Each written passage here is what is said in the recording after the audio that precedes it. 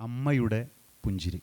എന്തിനും പോരും ഞങ്ങൾ എന്നു സുസ്വതന്ത്രരായി നിൻ തിരുമുമ്പിൽ തായേ നിന്നു നിൻ പ്രിയമക്കൾ.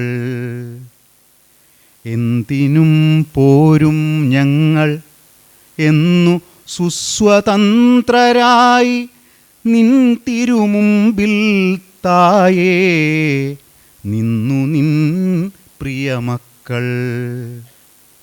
ശക്തി തൻ ഭൂകമ്പങ്ങൾ ചമയ്ക്കും ശാസ്ത്രങ്ങളും സത്യസൗന്ദര്യസ്വർഗം തുറക്കും കലകളും.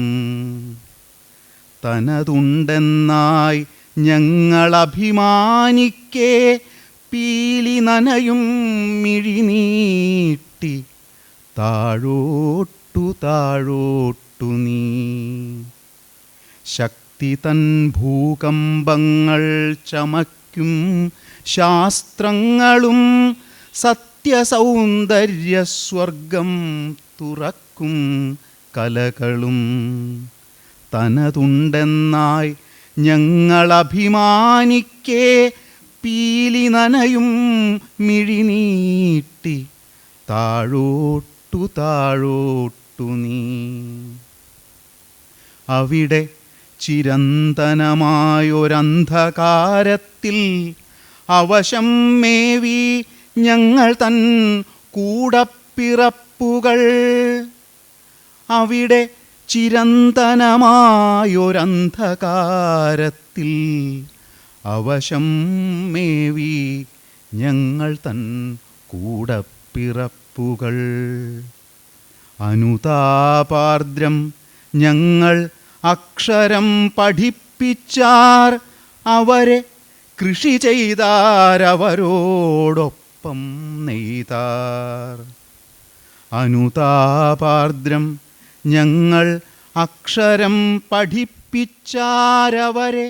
സമകാലികരായ പല കവികളുടെയും പ്രഭ മങ്ങുകയും അവരെ പലരും വിസ്മൃതിയുടെ വിദൂരതയിലേക്ക് നീങ്ങിപ്പോവുകയും ചെയ്യുമ്പോഴും ഉദയസൂര്യനെ പോലെ കൂടുതൽ കൂടുതൽ പ്രഭ നേടി കരുത്ത് നേടി നമ്മുടെ സാഹിത്യ നഭസിൽ ഉറച്ചു നിൽക്കുന്ന കവിത്വമാണ് വൈലോപ്പിള്ളി ശ്രീധരമേനൻ്റേതെന്ന് നമുക്കറിയാം. അദ്ദേഹത്തെക്കുറിച്ച് പുതിയ പഠനങ്ങൾ ഉണ്ടാവുന്നു, ധാരാളം പുസ്തകങ്ങൾ വരുന്നു, ലേഖനങ്ങൾ വരുന്നു. ഇപ്പം തന്നെ മാതൃഭൂമി വാരാന്ത്യപ്പത്തിലൊരു ലേഖന പരമ്പര തന്നെ അദ്ദേഹത്തെക്കുറിച്ച് വരുന്നു. അദ്ദേഹത്തിൻ്റെ കവിതകൾ ധാരാളം പേര് പഠിക്കുന്നു, ഗവേഷണ പ്രബന്ധങ്ങൾ വരുന്നു. അങ്ങനെ സജീവമായിട്ട് നിലനിൽക്കുന്നൊരു കവിതയാണ് വൈലോപ്പിള്ളിയുടേത്. ആ വൈലോപ്പിള്ളി കവിതയെക്കുറിച്ച് പഠിക്കാൻ, വൈലോപ്പിള്ളിയെക്കുറിച്ച് പഠിക്കാൻ മലയാളികൾക്ക് പ്രചോദനം നൽകുന്നതിന് വേണ്ടി, പ്രേരണ നൽകുന്നതിന് വേണ്ടി ഒരു ചാലക ശക്തിയായി പ്രവർത്തിക്കുക എന്നുള്ള ഒരു വിനീത കർമ്മം മാത്രമാണ് വൈലോപ്പിള്ളി സ്മാരക സമിതിക്ക് നിർവഹിക്കുവാനുള്ളത്. വൈലോപ്പിള്ളിയുടെ സ്മരണക്ക് മുമ്പിൽ ഞാൻ ആദരാഞ്ജലി അർപ്പിക്കുന്നു. എന്തുകൊണ്ടോ വൈലോപ്പിള്ളിയെപ്പറ്റി സംസാരിക്കാൻ ഒരുങ്ങുമ്പോൾ എൻ്റെ മുമ്പിൽ വരുന്ന രൂപം കുട്ടികൃഷ്ണമാരാരുടേതാണ്. 66 സാഹിത്യവേഷത്തിൻ്റെ പഴയ അങ്കണത്തിൽ വെച്ച് വളരെ പ്രഗത്ഭന്മാരായ ആൾക്കാരുണ്ടായിരുന്നു. സുമാരാടിക്കോട് മാഷ്, സാനു മാഷ്, എ.ഡി. ഹരിശർമ്മ മാഷ് തുടങ്ങിയ വളരെ ശ്രദ്ധേയരായ വ്യക്തിത്വങ്ങളുള്ള ഒരു സദസ്സിൽ മാരാരുടെ മല്ലിനാഥൻ്റെ ഹൃദയവും ബർണാഷാവിൻ്റെ ബുദ്ധിയും ഒത്തുചേർന്ന വ്യക്തി എന്ന് വിശേഷിപ്പിക്കപ്പെട്ട കുട്ടികൃഷ്ണമാരാരുടെ ഒരു പ്രഭാഷണം. മാരാർ തുടങ്ങി കുറച്ച് കഴിയുമ്പോൾ വൈലോപ്പിള്ളിയെ പറ്റിയായി പറയൽ. അന്ന് കുട്ടികൃഷ്ണമാരാർ പറഞ്ഞൊരു വാചകം എൻ്റെ മനസ്സിൽ ഇപ്പോൾ വരുന്നു. വൈലോപ്പിള്ളി എനിക്ക് സ്വന്തം മകനെപ്പോലെ ഇഷ്ടമാണ് എന്നൊരു വാചകം പ്രശംസാശീലനല്ലാത്ത കുട്ടികൃഷ്ണമാരാർ, മലയാളത്തിലെ ഏറ്റവും ശ്രദ്ധേയനായ സാഹിത്യ വിമർശകൻ, കഞ്ഞിക്കൊയ്ത്തിൻ്റെ അവതാരിക എഴുതിയ മാരാർ പറഞ്ഞ ആ വാക്കുകൾ എൻ്റെ മനസ്സിൽ വരുന്നു. നമുക്കറിയാവുന്നതുപോലെ മലയാള കവിതയിലെ ഒരു കാലഘട്ടത്തിലെ ഏറ്റവും ശ്രദ്ധേയനായ കവി വൈലോപ്പിള്ളി ശ്രീധരമേനോനാണ്. ഞാൻ ഒരുപാട് വിമർശന പഠനങ്ങൾ എൻ്റെ മനസ്സിൽ വരുന്നു. മലയാള കവിയുടെ സാഹിത്യചരിത്രത്തിൽ ലീല ടീച്ചർ അത് പറയുന്നുണ്ട്. മലയാള കവിതയിലെ ശ്രീ എന്ന്, സംക്രമപുരുഷൻ എന്നൊക്കെ ടീച്ചർ പറഞ്ഞ് ഞാൻ ഓർക്കുന്നു. മറ്റൊരു വൈലോപ്പിള്ളി എന്നൊരു അധികം ആൾക്കാർ ശ്രദ്ധിച്ചിട്ടില്ലാത്തൊരു നല്ല പുസ്തകമുണ്ട്, KP ശങ്കരൻ്റെ കേരള യൂണിവേഴ്സിറ്റിയിൽ വൈലോപ്പിള്ളി കവിതയെക്കുറിച്ച് അദ്ദേഹം ചെയ്ത പ്രഭാഷണങ്ങളുടെ നല്ല ഒതുക്കമുള്ള നല്ലൊരു പുസ്തകമാണ്. മൗലികമായ ധാരാളം നിരീക്ഷണങ്ങളുള്ള പുസ്തകമാണ് മറ്റൊരു വൈലോപ്പിള്ളി. വൈലോപ്പിള്ളി വാക്കുകളുടെ മാന്ത്രിക ശക്തി എന്ന പേരിൽ സാനുമാഷിൻ്റെ ശ്രദ്ധേയമായ ഒരു പഠനം വൈലോപ്പിള്ളിയെക്കുറിച്ചുണ്ട് എന്ന് നമുക്കറിയാം. P. സോമൻ്റെ ഒരു പുസ്തകം വൈലോപ്പിള്ളി കവിതയെക്കുറിച്ച് ഉള്ള അറിയാം. ഇപ്പോൾ അതിൽ സൂചിപ്പിക്കുകയുണ്ടായി 1911 വൈലോപ്പിള്ളിയുടെ ജനനമെന്ന്. 1911 മലയാള സാഹിത്യ ചരിത്രത്തിലെ ശ്രദ്ധേയമായ ഒരു വർഷമാണ്. കാരണം ഏറ്റവും പ്രഗത്ഭരായ പ്രതിഭാധനന്മാരായ 2 കവികൾ ജനിച്ചത് ആ വർഷമാണ്. 1911 എടപ്പള്ളിയിൽ ചങ്ങമ്പുഴയും കലൂരിൽ വൈലോപ്പിള്ളിയും ജനിച്ചു. ഈ മലയാള കവിതയിലെ സമാന്തര രേഖകൾ എന്നൊരു പുസ്തകത്തിൽ ONV കുറുപ്പ് ഈ 2 കവികളുടെയും റൈറ്റിംഗ് സെൽഫിനെ, എഴുതുന്ന സത്തയെ താരതമ്യം ചെയ്ത് പഠിച്ചത് ശ്രദ്ധേയമായ മറ്റൊരു പഠനമാണ്. ഇതിനേക്കാളൊക്കെ എനിക്ക് ശ്രദ്ധേയമായി തോന്നിയ ഒന്ന് വൈലോപ്പിള്ളി കവിതകളുടെ സമാഹാരത്തിന് നമ്മുടെ വസന്തമാഷ് എഴുതിയ വളരെ ശ്രദ്ധേയമായ പഠനമാണ്. ഞാനിതൊരു അധ്യാപകൻ്റെ മട്ടിൽ നിങ്ങളുടെ ശ്രദ്ധ ആകർഷിക്കുകയാണ്. അനേകം കൃതികൾ ശ്രദ്ധേയരായ, പിന്നെ കാച്ചിക്കുറുക്കിയ കവിത, P. A. വാര്യരുടെ കടൽകാക്കയ്ക്കുള്ള ആമുഖം, വൈലോപ്പിള്ളി തന്നെ എൻ്റെ കവിത എന്നുള്ളത്, കാവ്യലോകസ്മരണകൾ, അങ്ങനെ പലതും വൈലോപ്പിള്ളിയെക്കുറിച്ച് പറയുമ്പോഴുള്ള ഒരാശയപ്രപഞ്ചത്തിൻ്റെ സൂക്ഷ്മതയിലേക്കാണ് ഞാൻ നിങ്ങളുടെ ശ്രദ്ധ ക്ഷണിക്കുന്നത്. അങ്ങനെ എല്ലാം കൊണ്ടും ശ്രദ്ധേയനായ, വളരെ ശ്രദ്ധേയനായ, വളരെ വ്യത്യസ്തനായ T.S. ഇലിയറ്റിൻ്റെ വളരെ ശ്രദ്ധേയമായൊരു പദമുണ്ടല്ലോ, സ്വന്തമായ കൊട്ടയും വലയുമുള്ള കവി എന്ന്.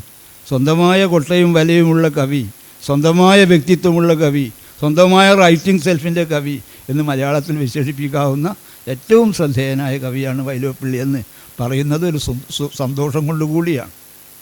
സച്ചിദാനന്ദൻ്റെ മുഹൂർത്തങ്ങൾ അതിനെപ്പറ്റി പഠനമുണ്ട്. ഇവനെ കൂടി എന്നുള്ള സച്ചിദാനന്ദൻ്റെ കവിത ഓർമ്മ വരുന്നു. അങ്ങനെ അനേകം മലയാളത്തിലെ ശ്രദ്ധേയരായ വിമർശകന്മാരെല്ലാം, ലീലാവ് ടീച്ചറൊക്കെ ധാരാളം പറയുകയും എഴുതുകയും ക്ലാസ്സിലൊക്കെ ഞാൻ ലീലാവ് ടീച്ചർ വൈലോപ്പിള്ളിയെ പറ്റി പഠിപ്പിക്കുന്നത് കേട്ടിരിക്കാൻ ഭാഗ്യമുണ്ടായൊരു വ്യക്തിയാണ് ഞാൻ. വൈലോപ്പിള്ളി കവിതയെപ്പറ്റി പറയുമ്പോൾ ടീച്ചർക്ക് എല്ലാം മുഴുവനും ഒന്നിച്ചിങ്ങനെ എല്ലാ കവിതകളും വൈലോപ്പിള്ളി കവിതകൾ അറിയാം. അതൊക്കെ പറഞ്ഞ് അതിൻ്റെ ഒരു ഭംഗിയിലേക്കും സൂക്ഷ്മതയിലേക്കും ഒക്കെ പോയത് എൻ്റെ മനസ്സിന്, അതിൻ്റെ അനുരണനങ്ങൾ, അതിൻ്റെ സുഖങ്ങൾ, സൗഭാഗ്യങ്ങൾ ഞാനിപ്പോഴും അനുഭവിക്കുന്നു. ആ രീതിയിൽ മലയാളത്തിന് വിധിച്ചു കിട്ടിയ ഏറ്റവും ശ്രദ്ധേയനായ ഒരു കവിയെ കുറിച്ച് ഉള്ള അനുസ്മരണമാണ് എന്നുള്ളത്. അതിൽ പങ്കെടുക്കാൻ കഴിയുന്നത് നമ്മുടെയൊക്കെ ജീവിതത്തിലെ ഒരു സൗഭാഗ്യമാണ് എന്നുള്ളതാണ് സത്യം. ഇന്ന് വൈലോപ്പിള്ളിയുടെ 115ാം ജന്മദിനമാണ്. അദ്ദേഹം ജനിച്ച കലൂർ എന്ന സ്ഥലത്ത് നിന്ന് ഒരു 3-4 കിലോമീറ്റർ അപ്പുറമായി മറ്റൊരാൾ കൂടി ആ വർഷം ജനിച്ചു. അത് ചങ്ങമ്പുഴയാണ്. 1911 ഒരേ വർഷം. അതുകൂടി ഒന്ന് ഓർത്തു എന്ന് മാത്രം. ഞാൻ ആദ്യമായിട്ടാണ് വൈലോപ്പിള്ളിയെക്കുറിച്ച് സംസാരിക്കുന്നത് തന്നെ. അതിൻ്റെ കാരണം, കവികളെക്കുറിച്ച് കവികൾ മാത്രമേ സംസാരിക്കാവൂ എന്നൊരു ആചാരം, നിയമം നമ്മുടെ നാട്ടിലുണ്ടല്ലോ. നോവലിനെക്കുറിച്ച് നോവലിസ്റ്റുകൾ മാത്രമേ സംസാരിക്കാവൂ. അപ്പോൾ ഞാനെന്തിനാണ് അത് ഭംഗം വരുത്തി ജയിലിൽ പോകാനൊന്നും വയ്യ എനിക്ക്. അപ്പോൾ അതുകൊണ്ട് സംസാരിക്കാറില്ല. പക്ഷേ ഇത്തവണ ഞാൻ അദ്ദേഹത്തെക്കുറിച്ചൊരു പരമ്പര എഴുതാനിടയായതുകൊണ്ട് നമ്മുടെ കൃഷ്ണനായർ മാഷും ഹരിമാഷുമൊക്കെ ആ നിയമം ലംഘിച്ചതാണ്. അതുകൊണ്ടാണ് ഞാനിവിടെ വരാനെന്ന് കാരണം. ഞാൻ ഈ പരമ്പര എഴുതിയത് പരമ്പര എന്ന ഉദ്ദേശത്തിലല്ല. വൈലോപ്പിള്ളിയുമായി കാണാൻ ഇടവന്ന ചില സന്ദർഭങ്ങൾ എഴുതുക എന്നത് മാത്രമേ എനിക്ക് ഉദ്ദേശം ഉണ്ടായിരുന്നുള്ളൂ. പക്ഷേ ഇതിൻ്റെ പരസ്യം വരികയും ഇത് പ്രസിദ്ധീകരിക്കാൻ തുടങ്ങുകയും ചെയ്തപ്പോൾ മാതൃഭൂമി ബുക്സിൻ്റെ മാനേജർ എന്നെ വിളിച്ചിട്ട് പറഞ്ഞു, ഇത് പുസ്തകമാക്കണം എന്ന് പറഞ്ഞു. അതിൻ്റെ കാരണവും അദ്ദേഹം പറഞ്ഞു. വൈലോപ്പിള്ളിക്ക് മലയാളത്തിൽ ഒരു ജീവചരിത്രം ഇല്ല എന്നതാണ്. വാസ്തവത്തിൽ അത് കേട്ടപ്പോൾ വലിയൊരു ആഘാതം എനിക്കുണ്ടായി. നമ്മളെല്ലാ പുസ്തകങ്ങളൊന്നും വായിക്കുന്നില്ലെങ്കിലും കേരളത്തിൽ കള്ളു കുടിച്ച് ചത്തവനും മോഷ്ടാവിനും വരെ ജീവചരിത്രവും ആത്മകഥയുമുള്ള ഈ കേരളത്തിൽ മലയാളത്തിലെ 5 കവികളെ എടുത്താൽ അതിൽപ്പെടുന്ന ഒരു മനുഷ്യൻ്റെ, ഒരു കവിക്ക്, വൈലോപ്പിള്ളിക്ക് ജീവചരിത്രമില്ല എന്ന് പറയുന്നത് എത്ര ലജ്ജാകരമാണ് എന്നാണ് എനിക്ക് തോന്നുന്നത്. അപ്പോഴെനിക്ക് ഓർമ്മ വന്നത് നമ്മുടെ ഒരു ഗവർണർ പത്രവാർത്തയാണ്. അദ്ദേഹത്തിൻ്റെ 150ാമത്തെ പുസ്തകത്തിൻ്റെ പ്രകാശനം നടക്കാൻ പോവുകയാണ്. ഇന്ത്യയിലെ മിക്കവാറും എല്ലാ രാജ്ഭവനുകളിലും ആ പ്രകാശനം നടന്നിട്ടുണ്ട്.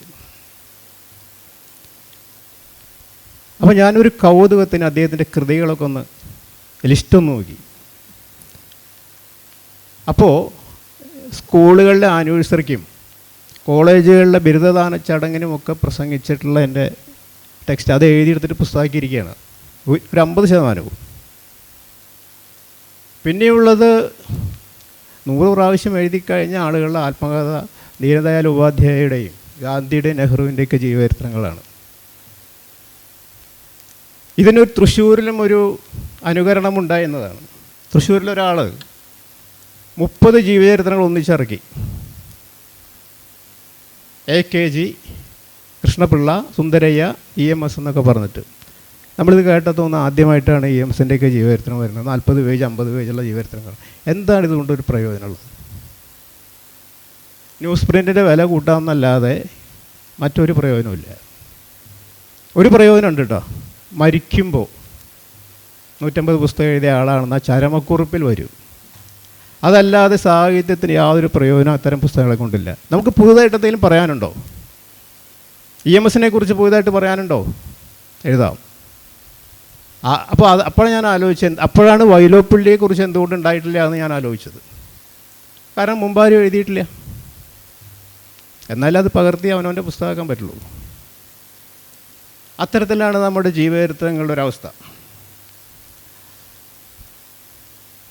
പിന്നെ വൈലോപ്പിള്ളി തന്നെ എഴുതിയ ഒരു പുസ്തകമാണ് നമുക്ക് ആകെ കൂടി ആശ്രയിക്കാനായിട്ടുള്ളത്. അത് കാവ്യലോക സ്മരണകൾ എന്ന് പറയുന്നൊരു പുസ്തകമാണ്. പക്ഷെ അത് വെറും 25 വയസ്സ് വരെയുള്ള ജീവിതമേ ഉള്ളൂ. അതായത് മഹാരാജാസ് കോളേജിൽ അദ്ദേഹം ബിരുദ വിദ്യാർത്ഥിയായിരുന്നപ്പോൾ ഉള്ള കാലഘട്ടത്തിലെ ചരിത്രം മാത്രമേ ഉള്ളൂ. പക്ഷേ ഈ പുസ്തകത്തിൻ്റെ പ്രാധാന്യം ആത്മകഥ എന്ന രൂപത്തിൽ എഴുതിയ വൈലോപ്പിള്ളിയേക്കാൾ അത് എഴുതിക്കാൻ ഒരു മനുഷ്യൻ ബന്ധപ്പെട്ട ഒരു ചരിത്രമുണ്ട്. അത് വേറെ ആരുമല്ല, ദേശാഭിമാനി വാരികയുടെ പത്രാധിപരായിരുന്ന MN കുറുപ്പാണ്. കുറുപ്പിന് എപ്പോഴും ഒരു വിളി തോന്നി, വൈലോപ്പിള്ളിയെ കൊണ്ട് ആത്മകഥ എഴുതിക്കണമെന്നാണ്. എന്നിട്ടത് ദേശാഭിമാനി വാരികയിൽ പ്രസിദ്ധീകരിക്കണം. അത് ഏത് നേരത്താണ് അദ്ദേഹത്തിന് തോന്നിയത് എന്നുള്ളത് നമ്മൾ ആ ചരിത്രം വായിക്കുമ്പോൾ മനസ്സിലാവും. ഒരു വളരെ മോശപ്പെട്ട ഒരു സമയത്താണ് തോന്നിയത്. അപ്പോൾ അദ്ദേഹം വൈലോപ്പിള്ളിയിടയ്ക്ക് കത്തെഴുതി. നിരവധി പ്രാവശ്യം കത്തെഴുതിയിട്ടും വൈലോപ്പിള്ളി പ്രതികരിച്ചില്ല. ഫോൺ ചെയ്തു. അപ്പോൾ അന്നങ്ങനെയുള്ള സൗകര്യങ്ങൾ കുറവാണല്ലോ. ദൂതന്മാരെ വിട്ട് വൈലോപ്പിള്ളിയോട് പറയിപ്പിച്ചു. എന്നിട്ടും വൈലോപ്പിള്ളി വഴങ്ങിയില്ല, മറുപടിയില്ല. അപ്പോൾ MN കുറുപ്പ് വിചാരിച്ചു ഇനി നേരിട്ട് ഇറങ്ങുക തന്നെ എന്ന് വിചാരിച്ചു. അങ്ങനെ അദ്ദേഹം ദേശാഭിമാനിയിൽ വൈകുന്നേരം വരെയുള്ള ജോലി കഴിഞ്ഞ് രാത്രി വണ്ടിക്ക് തൃശ്ശൂരെത്തുകയാണ്. അപ്പോൾ അർദ്ധരാത്രി കഴിഞ്ഞു. ആ സമയത്ത് മാഷെ പോയി കാണാൻ പറ്റില്ലല്ലോ. അപ്പോൾ അതുകൊണ്ട് അദ്ദേഹം റെയിൽവേ സ്റ്റേഷനിലിരിക്കുകയാണ്. അവിടുത്തെ കൊതുകടിയൊക്കെ കൊണ്ട് ഉറങ്ങാതെ റെയിൽവേ സ്റ്റേഷനിലിരിക്കുകയാണ്. എന്നിട്ട് നേരം വെളുപ്പിച്ചു. നേരം വെളുത്തപ്പോൾ അദ്ദേഹം ഒരു കാലി ചായ കുടിച്ച് കോട്ടേഴ്സിലേക്ക് ചെല്ലും. അപ്പോൾ ഒരു മാഷ് എണീറ്റുണ്ടാവില്ല. അവിടെയും ദാനം നടക്കും ആ മുറ്റത്ത്. ഇനി അദ്ദേഹം വാതിൽ തുറന്ന് പുറത്തിറങ്ങുമ്പോൾ കാണുന്ന എം എൻ കുറുപ്പിനെയാണ്. അയ്യോ, എൻ്റെ ഒരു ദിവസം താൻ നശിപ്പിച്ചു എന്നാണ് അദ്ദേഹം പറയുക. അതിൻ്റെ ശകാരങ്ങൾ വേറെ. അങ്ങനെ മാസങ്ങളോളം ഇദ്ദേഹം ഈ രാത്രി വണ്ടിയും കൊതുകടിയും ഉറക്കമൊഴിപ്പൊക്കെ ആവർത്തിച്ചതിൻ്റെ ഫലമാണ് ഈ കാവ്യലോക സ്മരണകൾ എന്ന ഗ്രന്ഥം. അദ്ദേഹത്തിൻ്റെ യാതനകൾ, അത് പുസ്തകം വായിക്കുമ്പോൾ നമുക്ക് ഓർമ്മ വരിക അദ്ദേഹം അനുഭവിച്ച ഒരു പുസ്തകം എഴുതിക്കാൻ ഒരു പത്രാധിപർ ചെയ്ത ത്യാഗത്തിൻ്റെ കഥ കൂടിയാണ് ഈ കാവ്യലോക സ്മരണകൾ എന്നത്. അതിലേറ്റവും പ്രധാനമായിട്ട് വൈലോപ്പിള്ളി പറഞ്ഞത് നേരത്തെ ലീലാകൃഷ്ണൻ സൂചിപ്പിച്ചതുപോലെ കുറ്റിപ്പുറത്ത് കേശവൻ നായർ എന്ന അധ്യാപകനെക്കുറിച്ചാണ്. അദ്ദേഹത്തെ പരാമർശിക്കാത്ത ഒരു ചാപ്റ്റർ പോലും അതില്ല. അദ്ദേഹം മഹാരാജാസിൽ വൈലോപ്പിള്ളിയുടെ അധ്യാപകനായിരുന്നു. താക്കോൽ കൊടുക്കാതരുണോദയത്തിൽ താനേ മുഴങ്ങും വലിയോലാറം പൂങ്കോഴിതൻ പുഷ്കല കണ്ഠനാദം എന്ന അനശ്വരമായ വരികൾ എഴുതിയ കുറ്റിപ്പുറത്ത് കേശവൻ നായർ. അന്ന് വരെ മലയാള കവിത കാണാത്ത സംഗതികളാണ് ഈ അലാറവും താക്കോലുമൊക്കെ. ഇന്നും അത് വായിക്കുമ്പോൾ അതിൻ്റെ പുതുമ നിലനിൽക്കുന്നു. വൈലോപ്പിള്ളിയെ കവിയാക്കിയത് കുറ്റിപ്പുറത്ത് കേശവൻ നായരാണ്. കുറ്റിപ്പുറത്ത് കേശവൻ നായരുടെ തുടർച്ചയാണ് വൈലോപ്പിള്ളി. കാരണം ഈ താക്കോൽ അലാറം കേശവൻ നായർ എന്നാണ് പറയുന്നത്. അതുപോലത്തെ വാക്കുകൾ, പദങ്ങൾ ഒന്നും മലയാള കവിതയ്ക്ക് അതുവരെ അപരിചിതമായിരുന്നു. പിന്നീടാണ് വൈലോപ്പിള്ളിയിലൂടെ അത്തരം പദങ്ങളും കാര്യങ്ങളൊക്കെ വരുന്നത്. പിൽക്കാലത്ത് ഗുരുവിനേക്കാൾ വലിയ കവിയായി ശിഷ്യൻ എന്നുള്ളത് മറ്റൊരു കാര്യം. കവിത തിരുത്തിക്കാൻ പോകുന്നു, മാറ്റി എഴുതി കൊടുക്കുന്നു. അങ്ങനെ നിരന്തരമായ ഒരു ബന്ധം അവിടെ നിൽക്കുന്നുണ്ട്. യഥാർത്ഥത്തിൽ മഹാരാജാസിൽ നടന്നത് ഒരു ബിരുദ പഠനമല്ല, വൈലോപ്പിള്ളിയുടെ ഒരു കാവ്യ ശിക്ഷണമാണ്. അതുപോലൊരു ഗുരുശിഷ്യ ബന്ധമായിരുന്നു. വൈലോപ്പിള്ളിയെക്കുറിച്ച് നമുക്കൊക്കെയുള്ള പൊതുവായിട്ടുള്ളൊരു ധാരണ, അദ്ദേഹം അന്തർമുഖനും അരസികനും ആളുകളെ അകറ്റി നിർത്തുന്ന ആളും ഒക്കെയാണെന്ന്. യഥാർത്ഥത്തിൽ അതൊരു ദൂരക്കാഴ്ചയാണ്. വൈലോപ്പിള്ളിയെപ്പോലെ ഹ്യൂമർ സെൻസുള്ള ഒരു കവി മലയാളത്തിലും അറിയില്ല. അദ്ദേഹം പറയുന്നതും പ്രവർത്തിക്കുന്നതും എല്ലാം നമുക്ക് സൂക്ഷിച്ചു നോക്കിയാൽ അറിയാം, അതിലൊരു ഫലിതരസമുണ്ട്. ഞാൻ ആദ്യത്തെ അധ്യായത്തിൽ പറഞ്ഞിരുന്നു ഒരു കാര്യം. സ്വരാജ് റൗണ്ടിലേക്കുള്ള 17 പടികളധികം സൈക്കിൾ ചുമന്നുകൊണ്ട് കയറുന്ന രംഗമുണ്ട്. അത്ര ഹാസ്യാത്മകമായൊരു രംഗം. അത് അദ്ദേഹം മനഃപൂർവ്വം ചെയ്യുന്നതൊന്നുമല്ല. അത്ര ഹാസ്യാത്മക രംഗം നമുക്ക് സങ്കല്പിക്കാൻ കഴിയും. ഇതുപോലെയാണ് അദ്ദേഹത്തിൻ്റെ വാക്കുകളും, അദ്ദേഹത്തിൻ്റെ കവിതയിലായാലും ജീവിതത്തിലായാലും അദ്ദേഹത്തിൻ്റെ വാക്കുകളും പ്രവൃത്തിയും ഒക്കെ ഫലിതമായിട്ട് മാറുകയാണ്. ഫലിതം അദ്ദേഹം പറയുകയല്ല, പറയുന്നത് ഫലിതമാവുകയാണ്. പ്രവർത്തിക്കുകയല്ല, പ്രവർത്തിക്കുന്ന ഫലിതമായിട്ട് മാറുകയാണ്. അദ്ദേഹത്തിൻ്റെ കവിതകൾ ശ്രദ്ധിച്ച് വായിച്ചാൽ, അദ്ദേഹത്തിൻ്റെ സംഭാഷണം ശ്രദ്ധിച്ച് കേട്ടാൽ അതിൽ കവിത പോലെ തന്നെ തുല്യ അളവിൽ ഹാസ്യവും ഉണ്ടായിരിക്കും. അദ്ദേഹം സ്കൂളിൽ പഠിക്കുന്ന സമയത്ത് 1-2 കാര്യങ്ങൾ മാത്രമേ ഞാൻ പറയുന്നുള്ളൂ. അദ്ദേഹം സ്കൂളിൽ പഠിക്കുന്ന സമയത്ത് അദ്ദേഹവും ജ്യേഷ്ഠനും ഒന്നിച്ചാണ് സ്കൂളിൽ പോകുന്നത്. അപ്പോൾ ഒരു ഉച്ചയ്ക്ക് ഊണില്ല. കാരണം 4 നാഴിക ദൂരത്താണ് വീട്. അവിടെ ഈ വെയിലത്ത് പോയിട്ട് നടന്ന് വന്ന് ഊണ് കഴിച്ച് നടക്കാനുള്ള കരുത്തൊന്നും അവർക്കില്ല ഈ വെയിലത്ത്. രണ്ടാമതാണ് ബസ്സുകൾ കുറവാണ്, ബസ്സിന് പോകാനുള്ള കാശുമില്ല. അപ്പോൾ ഈ ജ്യേഷ്ഠനും ശ്രീധരനും പഷ്ണി കിടക്കും. അല്ല മരത്തിൻ്റെ ചോട്ടിലോ അടുത്ത ക്ലാസ് കൂടുന്നവരവിടെ പോയിരിക്കും. അപ്പോൾ മറ്റു കുട്ടികൾ ഊണ് കഴിച്ച്, കള്ളക്കുട്ടികൾ ഊണ് കഴിഞ്ഞൊരു കയ്യുമുഖത്ത് മണപ്പിക്കും. നമുക്ക് ആലോചിച്ചറിയാം നമുക്ക് എത്ര ദാരുണമാണ്. കുട്ടികൾ ഊണ് കഴിച്ചിട്ട് ഇവരെ കൊതിപ്പിക്കാൻ വേണ്ടിയിട്ട് ഈ കൈ ഇവരുടെ മുഖത്തുകൊണ്ട് മണപ്പിക്കുകയാണ്. നമുക്ക് സ്കൂളിൽ പോയിട്ടുള്ള എല്ലാവർക്കും നമുക്കറിയാം ആ ഒരു ഫീലിംഗ്. മിക്കവാറും പേര് അനുഭവിച്ചിട്ടുണ്ടാവും. ഉച്ചയ്ക്ക് ഭക്ഷണം കഴിക്കാനില്ലാത്തവർ മറ്റു കുട്ടികൾ കൈകൊണ്ടെന്ന് മുഖത്ത് മണപ്പിക്കുന്നു. എത്ര സൂക്ഷ്മമായിട്ടാണ് അദ്ദേഹം ഒരു കുട്ടികളുടെ മനഃശാസ്ത്രത്തെ, എത്ര ഹ്യൂമറസ് ആയിട്ടാണ്. നമുക്ക് അതിൽ ഹ്യൂമറുണ്ട്, അതേസമയം തന്നെ ഗൗരവമുണ്ട്. അത് മനഃപൂർവ്വം സൃഷ്ടിക്കുന്നതല്ല. കള്ളക്കുട്ടികൾ ഊണ് കഴിഞ്ഞൊരു കൈ മുഖത്ത് മണപ്പിക്കും. ഇതൊരു ടോർച്ചറാണ്, ഒരേ സമയം ഒരു ടോർച്ചറാണ്. പക്ഷെ വായിക്കുന്ന ആൾക്ക് അതൊരു ഫലിതമായിട്ട് കൂടി നമുക്ക് തോന്നാം. കാരണം അദ്ദേഹത്തിൻ്റെ ഹ്യൂമർ സെൻസ് ആ തലമുറയിലെ, ഇപ്പോൾ NV കൃഷ്ണവാര്യർക്കായാലും ഇടശ്ശേരിക്കായാലും കുഞ്ഞിരാമൻ നായർക്കായാലും ആ ഒരു ഹ്യൂമർ സെൻസ് അവർക്ക് ആർക്കുമില്ല. കുഞ്ഞിരാമൻ നായർക്ക് ഗദ്യത്തിലുണ്ട്, പദ്യത്തിലില്ല. അത് ഇദ്ദേഹത്തിന് മാത്രം അവകാശപ്പെട്ട ഒരു സിദ്ധിയാണ്.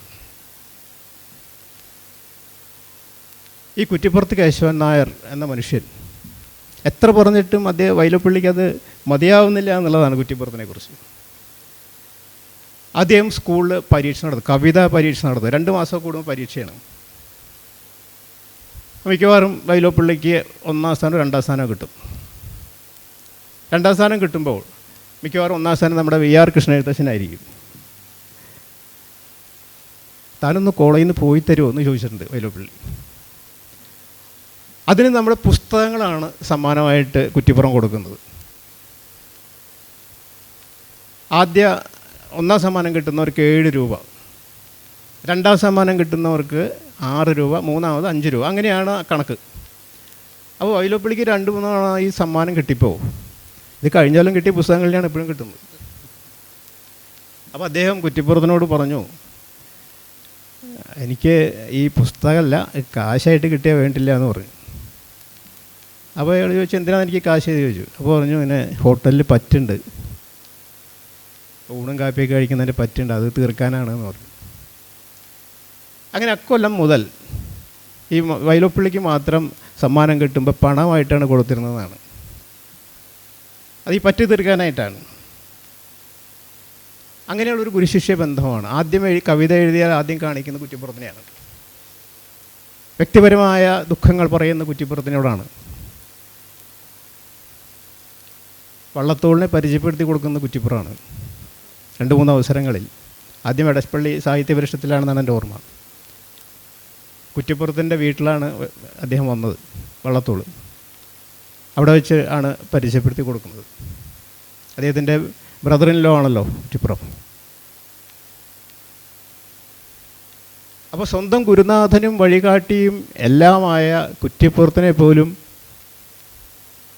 വൈലോപ്പിള്ളി ഇപ്പോഴത്തെ ഭാഷയിൽ പറഞ്ഞാൽ ട്രോളിയിട്ടുണ്ടെന്ന് പറയാം. അപ്പോൾ പ്രൊഫസർ കുറ്റിപ്പുറത്ത് കേശവൻ നായർ ഇടയ്ക്കിടയ്ക്ക് ഉള്ളൂരിൻ്റെ കാണാൻ പോകും, തിരുവനന്തപുരത്തേക്ക്. അവിടെ പോയിരുന്നിട്ട് 2 പേരും കവിതാചർച്ച നടത്തും. ഒന്നിച്ചൊരു കവിത എഴുതിയിട്ടുണ്ട്. വിശാഖൻ എന്നാണ് അതിൻ്റെ പേര്. ഉള്ളൂരും കുറ്റിപ്പുറവും കൂടിയിട്ട്. അപ്പോൾ അതിൽ സൂക്ഷ്മ നിരീക്ഷണമാണ് വൈലോപ്പിള്ളിയുടെ. അതായത് നിലത്തിരുന്നിട്ടാണ് ഉള്ളൂർ എഴുതുന്നത്. കവിത കഴിയാണ്ട് അവിടെ നിന്ന് എണീക്കില്ല. പക്ഷെ നേർ വിപരീതമാണ് കുറ്റിപ്പുറത്ത് കേശവൻ നായർ. അദ്ദേഹം നടന്നെഴുതുന്ന കവിയാണെന്നാണ് പറയുന്നത്.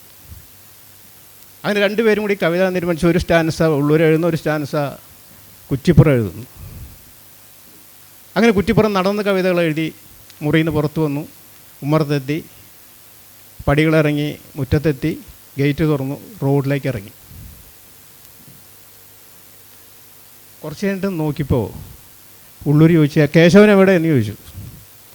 അപ്പോൾ അദ്ദേഹത്തിൻ്റെ സഹായി ഉണ്ട്. അത് പറഞ്ഞു, പുറത്തേക്ക് ഇറങ്ങി പോകണുണ്ടോ എന്ന് പറഞ്ഞു. അയ്യോ, പറ്റിച്ചോ എന്ന് ചോദിച്ചു. റോഡിൽ മുഴുവൻ വാഹനങ്ങൾ പോകുന്ന റോഡാണ്. അന്നത്തെ നിലയ്ക്ക് കാളവണ്ടിയും അത്യാവശ്യം കാറുകളും എല്ലാം പോകുന്ന വഴിയാണ്. താനൊന്ന് ഓടിപ്പോയി ചെല്ല, അയാളൊന്ന് ശാന്തനാക്ക്, ചാവാതെ നോക്കുമെന്ന് പറഞ്ഞു. അപ്പോൾ ഈ അസിസ്റ്റൻ്റ് ഓടി ചെന്നിട്ട് അവിടെ ട്രാഫിക് നിയന്ത്രിക്കുകയാണ് ആ ഇടവഴിയിൽ. കാറുകൾ പോവാതെ വഴി തിരിച്ചു വിടുന്നു, സൈക്കിൾ തിരിച്ചു വിടുന്നു. അങ്ങനെ അദ്ദേഹത്തിൻ്റെ കാവ്യമാർഗം, കുറ്റിപ്പുറത്തിൻ്റെ കാവ്യമാർഗത്തെ സുഗമമാക്കുന്നു എന്നാണ് വൈലോപ്പിള്ളി എഴുതിയത്. അപ്പോൾ സ്വന്തം ഗുരുനാഥനെ പോലും പരിഹസിക്കാൻ അദ്ദേഹത്തിന് മാന്യമായ രീതിയിൽ പരിഹസിക്കാൻ മടിയില്ലാത്ത ഒരു ഹ്യൂമറിസ്റ്റാണ് വൈലോപ്പിള്ളി.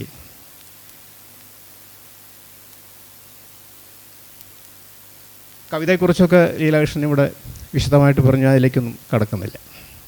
ഒരു പ്രധാനപ്പെട്ട കാര്യം കൂടി പറഞ്ഞ് ഞാനിത് അവസാനിപ്പിക്കാം. ഇപ്പോൾ കേരളത്തിൽ തിരുവനന്തപുരത്തും തൃശ്ശൂർ രണ്ടും സ്മാരകങ്ങളാണ് വൈലോപ്പിള്ളിക്ക്. വൈലോപ്പിള്ളി ഓർമ്മിക്കുന്ന രണ്ട് കാര്യങ്ങളാണുള്ളത്. ഒന്ന് ഇവിടെ തന്നെയുള്ള വൈലോപ്പിള്ളി ഹാള്, മറ്റൊന്ന് അക്കാഡമിയുടെ മുമ്പിലുള്ള വൈലോപ്പിള്ളി റോഡ്. ഈ രണ്ട് കാര്യങ്ങളാണ് വൈലോപ്പിള്ളിക്കുള്ളത്. പക്ഷെ അത് പോരാ എന്നാണ് എൻ്റെ വ്യക്തിപരമായ അഭിപ്രായം. അത് പൂർണ്ണമല്ല. കാരണം അദ്ദേഹം 1969 മുതൽ 85 മരിക്കുന്നത് വരെ താമസിച്ച ഒരു സ്ഥലമുണ്ട്. അത് നമ്മുടെ ദേവസ്വം ക്വാർട്ടേഴ്സാണ്.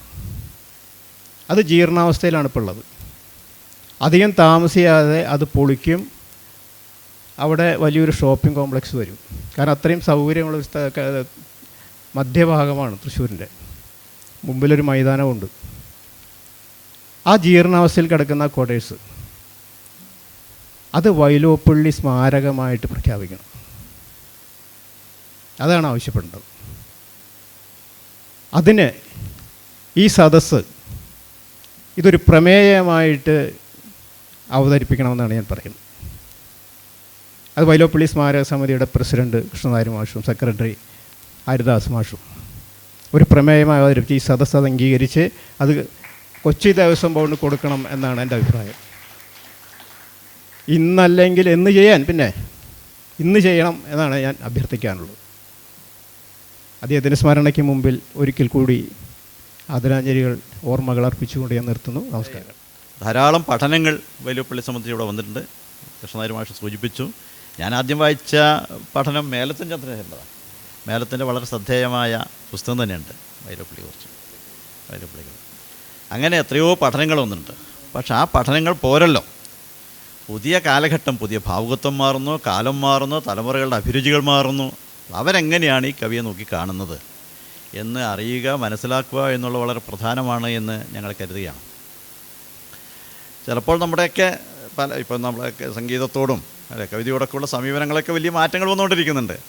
ഇപ്പോഴുള്ള അതൊന്നല്ല കവിത, അതല്ല പാട്ട്, അതല്ല വേറെ തരത്തിലാണ്. അതൊക്കെ ഉണ്ടാകും, മാറ്റങ്ങളുണ്ടാകും. മാറ്റങ്ങളുണ്ടാകുമ്പോഴും ഇതിനെ എങ്ങനെ ഇവരെ പുതിയ തലമുറ സമീപിക്കുന്നു, പുതിയ കാലഘട്ടം എങ്ങനെ ഇതിനെ കാണുന്നു എന്ന് അറിയുക എന്നുള്ളത് വളരെ പ്രധാനപ്പെട്ടൊരു കാര്യമാണ്. അതുകൊണ്ടാണ് വൈലോപ്പിള്ളി സ്മാരക സമിതി ഇത്തരത്തിലുള്ള പ്രബന്ധ മത്സരങ്ങൾ സംഘടിപ്പിച്ചത്. പുതിയ നമ്മുടെ നിരൂപകന്മാരും വായനക്കാരും എങ്ങനെയാണ് ഇതിനെ സമീപിക്കുന്നത് അറിയാൻ വേണ്ടി. കഴിഞ്ഞ ഏതാനും വർഷങ്ങളായി ഞങ്ങൾ ഈ പ്രബന്ധ മത്സരം നടത്തി വരുന്നുണ്ട്. വളരെ ആവേശകരമായ പ്രതികരണമാണ് ഇതിനൊക്കെ കിട്ടുന്നത്. വളരെ അതിൽ ചിലതൊക്കെ വളരെ ശരാശരികൾ താഴെയുള്ളതുണ്ടാവും, ഒന്നിനും കൊള്ളാത്തതൊക്കെ ഉണ്ടാവും. പക്ഷേ മികച്ച ചില പ്രബന്ധങ്ങളും ഇതിൻ്റെ ഭാഗമായി വരുന്നുണ്ട് എന്നുള്ളതാണ് ഏറ്റവും ശ്രദ്ധേയമായ കാര്യം. എന്ന് പറഞ്ഞാൽ പുതിയ തലമുറയിൽപ്പെട്ടവരും വൈലോപ്പിള്ളിയെ വളരെ ഗൗരവത്തോടുകൂടി തന്നെ കാണുന്നുണ്ട് എന്നാണ് അതൊക്കെ സൂചിപ്പിക്കുന്നത്.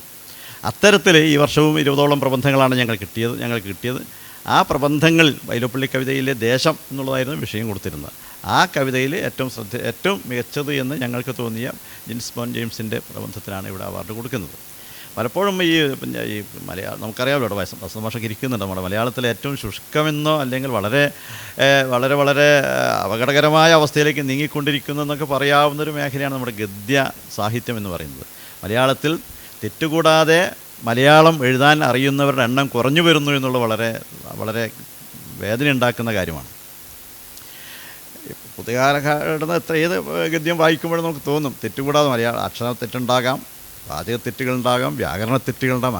അങ്ങനെയുള്ള തെറ്റ് കൂടാതെ മലയാളം എഴുതുക എന്ന് പറയുന്നത് ഒരു അത്ര വളരെയധികം കാത്തിരിക്കേണ്ട ഒന്നായി മാറുന്നു എന്നുള്ളത് നമ്മൾക്ക് ഏറെ ഖേദമുണ്ടാക്കുന്നൊരു കാര്യം കൂടിയാണ്.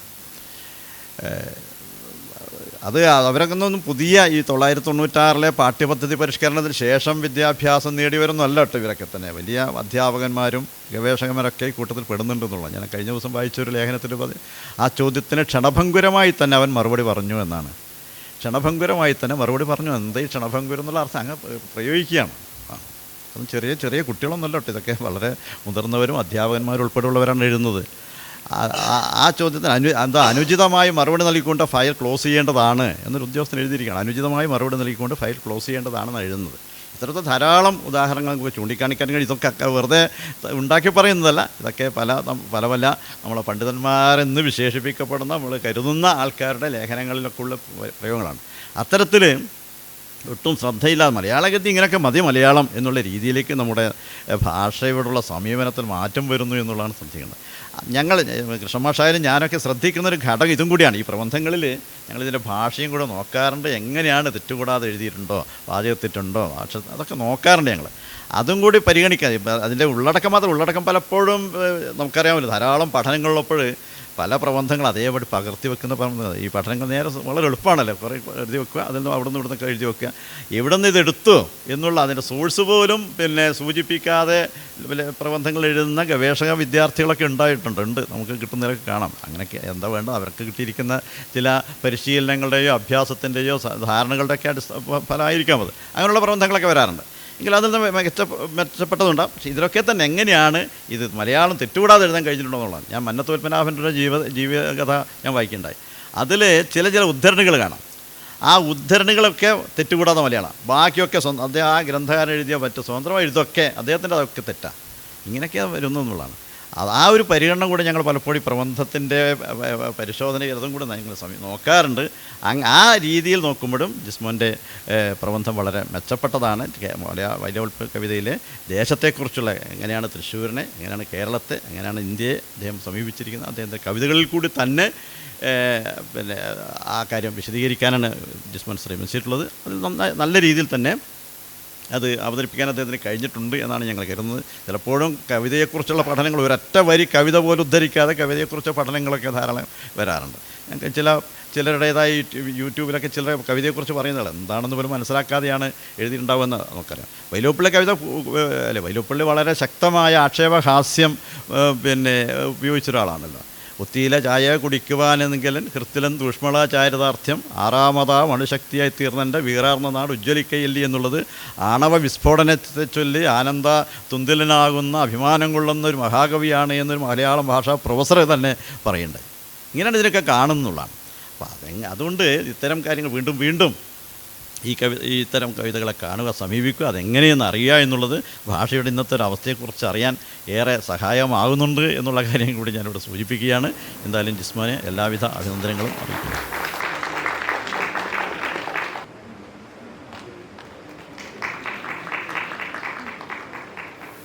രണ്ടാം ക്ലാസ്സിലോ മൂന്നാം ക്ലാസ്സിലോ പഠിക്കുമ്പോഴാണ് പദ്യപാരായണ മത്സരത്തിന് വൈലോപ്പിള്ളിയുടെ മാമ്പഴം ചെല്ലുന്നത്. അന്നത്തെ കാലത്തല്ല, ഇന്നും പദ്യപാരായണത്തിലെ ഒരു പ്രധാനപ്പെട്ട കവിത തന്നെയാണ് എപ്പോഴും മാമ്പഴം. അപ്പോഴന്നോ അതിന് ശേഷമോ ഒന്നും സ്വപ്നത്തിൽ പോലും കരുതിയിരുന്നില്ല ആ മഹാകവിയുടെ പേരിലുള്ള ഒരു പുരസ്കാരം സ്വീകരിക്കാൻ വേണ്ടി ഇങ്ങനെയൊരു വേദിയിൽ നിൽക്കാൻ സാധിക്കുമെന്ന്. അത് ജീവിതത്തിലെ വലിയൊരു ധന്യതയായിട്ട്, വലിയൊരു ശ്രേഷ്ഠമായൊരു മുഹൂർത്തമായിട്ട് ഞാനിതിനെ കാണുകയാണ്. അതിന് എന്നെ തിരഞ്ഞെടുത്ത, അതിനായുള്ള അവസരമൊരുക്കിയ വൈലോപ്പിള്ളി സാംസ്കാരിക സമിതിക്ക് ഹൃദയപൂർവ്വം നന്ദി പറയുകയാണ്. അതുപോലെ തന്നെ ഞാനൊരു ഗവേഷക വിദ്യാർത്ഥിയാണ്. അപ്പം ഗവേഷണത്തിൻ്റെ തിരക്കുകൾക്കിടയിലും എനിക്ക് ഇത്തരം മത്സരങ്ങളിൽ പങ്കെടുക്കാനും പുറത്ത് മറ്റ് വായനകൾക്കുമൊക്കെ എനിക്ക് സമയം തരുന്നതും അതിനെല്ലാം പ്രോത്സാഹിപ്പിക്കുന്നതിലുമൊക്കെ പ്രധാനപ്പെട്ട ഒരു പങ്ക് വഹിക്കുന്ന എൻ്റെ ഗൈഡാണ് മിനി ആലീസ് മിസ്, UC കോളേജിൻ്റെ ഇപ്പോഴത്തെ പ്രിൻസിപ്പളാണ്. അപ്പം മിസ്സിന് നന്ദി പറയാതിരിക്കാൻ പറ്റില്ല. അപ്പം മിസ്സിന് പ്രത്യേകം നന്ദി പറയുകയാണ്. അതുപോലെ തന്നെ എൻ്റെ ഈ പ്രബന്ധം, എനിക്കൊരു പ്രശ്നമുള്ളത് എന്ത് കാര്യമാണെങ്കിലും ഏറ്റവും അവസാനത്തെ നിമിഷത്തിലേക്ക് വെച്ചുകൊണ്ടിരിക്കുക എന്ന് പറയുന്നൊരു കുഴപ്പമുണ്ട്. അപ്പം ഇതിൻ്റെയും ഞാനിത് അറിഞ്ഞു കഴിഞ്ഞപ്പം ഞാൻ നോട്ടെടുത്തു, വൈലോപ്പിള്ളിയുടെ സമ്പൂർണ്ണ കൃതികൾ വായിച്ചു. പക്ഷേ ഇത് പ്രബന്ധ രൂപത്തിലേക്ക് എഴുതാനുള്ളത് ഈ മടി കാരണം, അല്ലെങ്കിൽ അങ്ങനെ മുന്നോട്ട് പോയി. എന്നിട്ടൊരു അവസാനത്തെ 2-3 ദിവസം കൊണ്ടാണ് ഇത്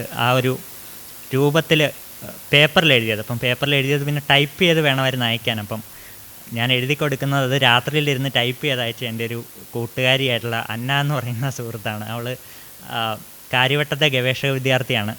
അപ്പം അതിൻ്റെ പ്രൂഫ് നോക്കിയതും അത്രയും ചുരുങ്ങിയ സമയം കൊണ്ട് അതിൻ്റെ ഫോണിൽ ഞാൻ എഴുതിയത് ഫോട്ടോ അയച്ചു കൊടുത്തത് ടൈപ്പ് ചെയ്ത് രാത്രി ഉറക്കവളച്ചിരുന്ന് ടൈപ്പ് ചെയ്തത് തന്നത് അവളാണ്. അപ്പോൾ അവൾക്കും പ്രത്യേകം നന്ദി പറയുകയാണ്. അതുപോലെ എൻ്റെ എപ്പോഴും എന്നെ പ്രോത്സാഹിപ്പിക്കുന്ന എൻ്റെ കുടുംബാംഗങ്ങൾ, സുഹൃത്തുക്കൾ, UC കോളേജിലെ സുഹൃത്തുക്കളും മറ്റു സുഹൃത്തുക്കളും ഒക്കെ ഇവിടെ എത്തിച്ചേർന്നിട്ടുണ്ട്. കാൽ ടീച്ചറുണ്ട്, സ്മിത ചേച്ചിയുണ്ട്, എൻ്റെ അവിടുന്ന് വന്നിട്ടുള്ള കുറച്ച് സുഹൃത്തുക്കളുണ്ട്, രേഷ്മ, അഖിൽ, അഞ്ജലി, ക്രിസ്റ്റീന, ഷാരോൺ.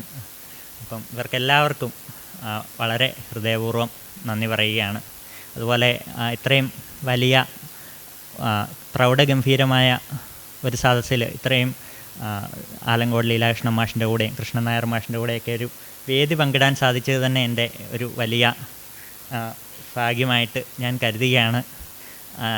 എനിക്ക് ഇഷ്ടമുള്ള കവിതകളൊക്കെ എൻ്റെ ഡയറിയിൽ കുറിച്ച് വെക്കാറുണ്ട്. അപ്പം അങ്ങനെ കുറിച്ച് വെച്ചിരിക്കുന്ന കവിതകളിൽ ലീലാകൃഷ്ണൻ മാഷിൻ്റെ കവിതകളുമുണ്ട്. ഇനി എനിക്കാരും ഇല്ലെന്ന് തോന്നുമ്പോൾ അര നിമിഷം ഈ മണ്ണിനെ നോക്കുക എന്നൊക്കെ പറയുന്ന കവിത എനിക്ക് വളരെ പ്രിയങ്കരമായിട്ടുള്ള കവിതയാണ്. അതുപോലെ തന്നെ രഘുനാഥ മാഷ് ഇവിടെ എത്തിച്ചേർന്നിട്ടില്ല. മാഷിൻ്റെ ഇപ്പം മാതൃഭൂമി വാരാന്ത്യ പതിപ്പിൽ വരുന്ന വൈലോപ്പള്ളിയെക്കുറിച്ചുള്ള ഓർമ്മകൾ വളരെയധികം കാത്തിരുന്ന് വായിക്കുന്നതാണ്. ഈ കഴിഞ്ഞ 2 ലക്കങ്ങളായിട്ട് ഇന്ന് 3 ഇന്നത്തെ രാവിലെ അവിടെ നിന്ന് പോകുന്നത് കൊണ്ട് ഇന്നത്തെ വായിക്കാൻ പറ്റിയിട്ടില്ല. പക്ഷേ ഇതിന് മുമ്പുള്ള തുടങ്ങിയ ലക്കങ്ങൾ 2ഉം വായിച്ചാണ്. അപ്പം